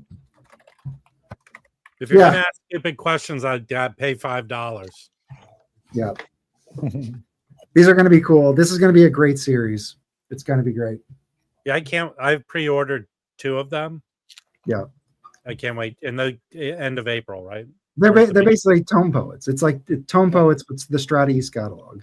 That's what the RSD shit makes they're me cheaper angry, than tone poets. And they're the price point's very good. I mean, they're the cheapest, right? Yeah. And they're digitizing everything. They've shown what they've digitized already on the website. So my assumption is that if that album has been digitized, it's probably going to become an LP as well. Mm-hmm. Right? You didn't ask him about like the Clifford Jordan stuff that has never been No, and multiple people mentioned that in the comments as well, because that is like the most desirable Strata East. I mean, people are obsessed. Well, it's issued. I have it was issued in CD form in the Mosaic box. Yeah, I have the P Vine, which is a needle drop, and it does the job. But I would definitely like I would probably the P Vines were not authorized. He didn't say specifically P Vine. I did mention them, but I just wanted to give him prompts for him to speak. So I wasn't trying to drill down. I mentioned P Vine and Pure Pleasure, and what he said is that this is the first time the original analog tape has been used since the first pressings. Yeah. So you can read into that. Basically, the other ones are not from the same source. Mm-hmm. Yeah. Did you renew the licensing for the Jazz Bombs hoodies, or was that a limited? We got the deal done. Yeah. The thing I know it was an improper thing to ask, but I'm curious about the '90s reissue ones. How those came. That was too in the weeds, Rob. I would have, the ones with the blue labels. Yeah. I mean, I think when they're talking to those guys about that, we want to know more about what they did and the label itself rather than technicality. I think that just didn't. Well, I can tell you one thing I sort of know, maybe a minuscule, but not everything. There's a very rare Strata East record called the Cosmic Twins. Yeah. And I won't tell you how I found an OG copy, but I did. And it seems to me the main guy from the Cosmic Twins might have owned the rights to those tapes. I don't know if they have those. Well, we didn't ask about. Yeah, because some of the releases, for example, because they were so free and open, an artist would sign a deal. Okay, I'll keep my tapes. I'll keep the rights to my tapes and things like this. So that's why they don't have everything. Yeah, we cover a lot of ground in that interview. There's a lot. We talk about the digital piece of it, so it's going to be on all the premium streaming services at very high qualities. We also spoke about the writers that they involved. So we touched upon as much as we could cram in there. So if we get him on the channel again, we can definitely try to have follow-ups. But we had so much to talk about that I didn't want to get too focused on any one particular thing. Yeah. So to end everything, what is coming out is what has been remastered already. That's my assumption. Yeah. So that was the record from Kevin. Okay, we were chatting before we started, and we asked, right, Mike? So I asked, so Chad, what have you mastered so far? He said those records. Okay. Yeah.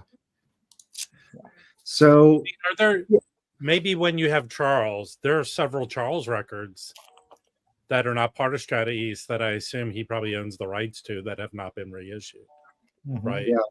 Well, this is probably, the thing is, like, what I think is great about this is a huge deal for Strata East, I feel like, because it really is putting them out there for another generation. Like, they're doing these high quality transfers in the digital space, and they're doing all this analog, great pressing vinyl.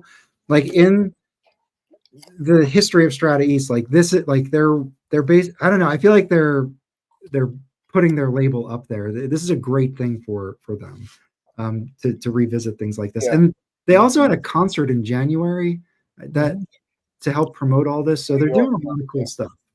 Yeah, I think that they're doing the, as Blue Note has, the Music Matters or Tom Poets, the best presentation ever of their music for posterity. And I think that's exactly. This goes along with how my kind of belief in things professionally, and especially here. Nothing beats word of mouth.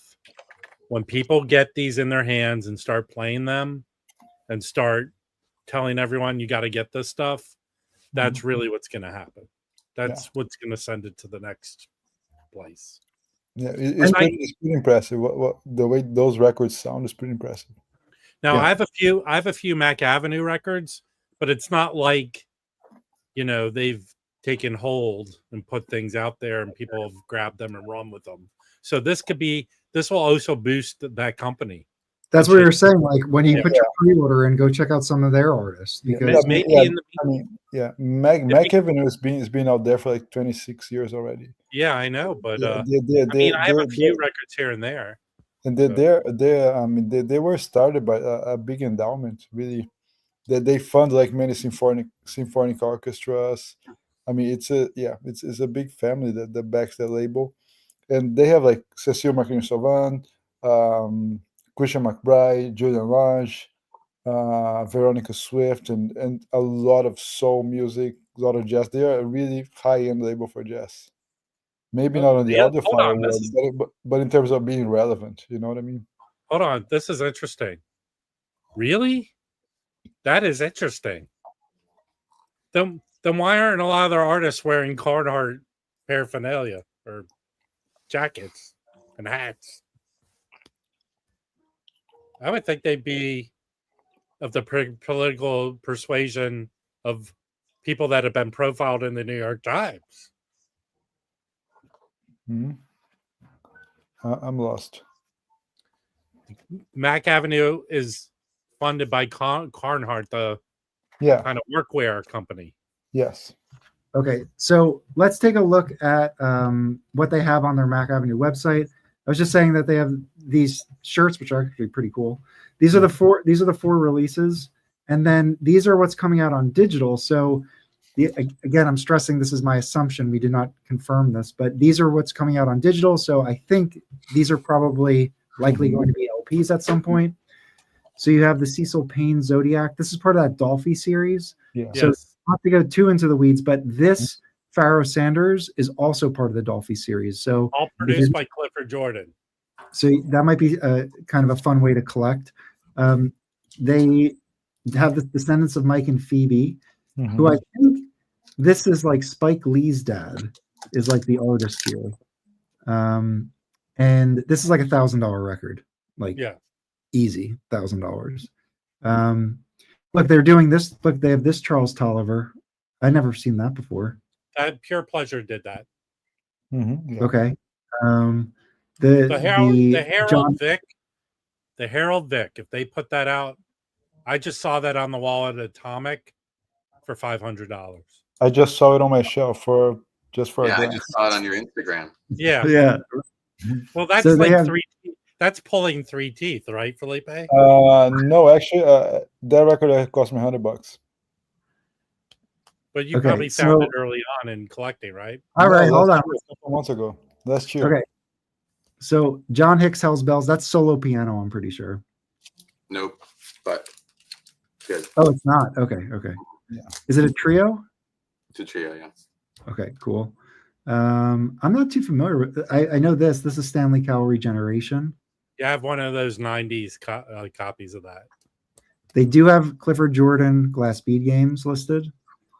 These are Music Inc. and Charles Tolliver.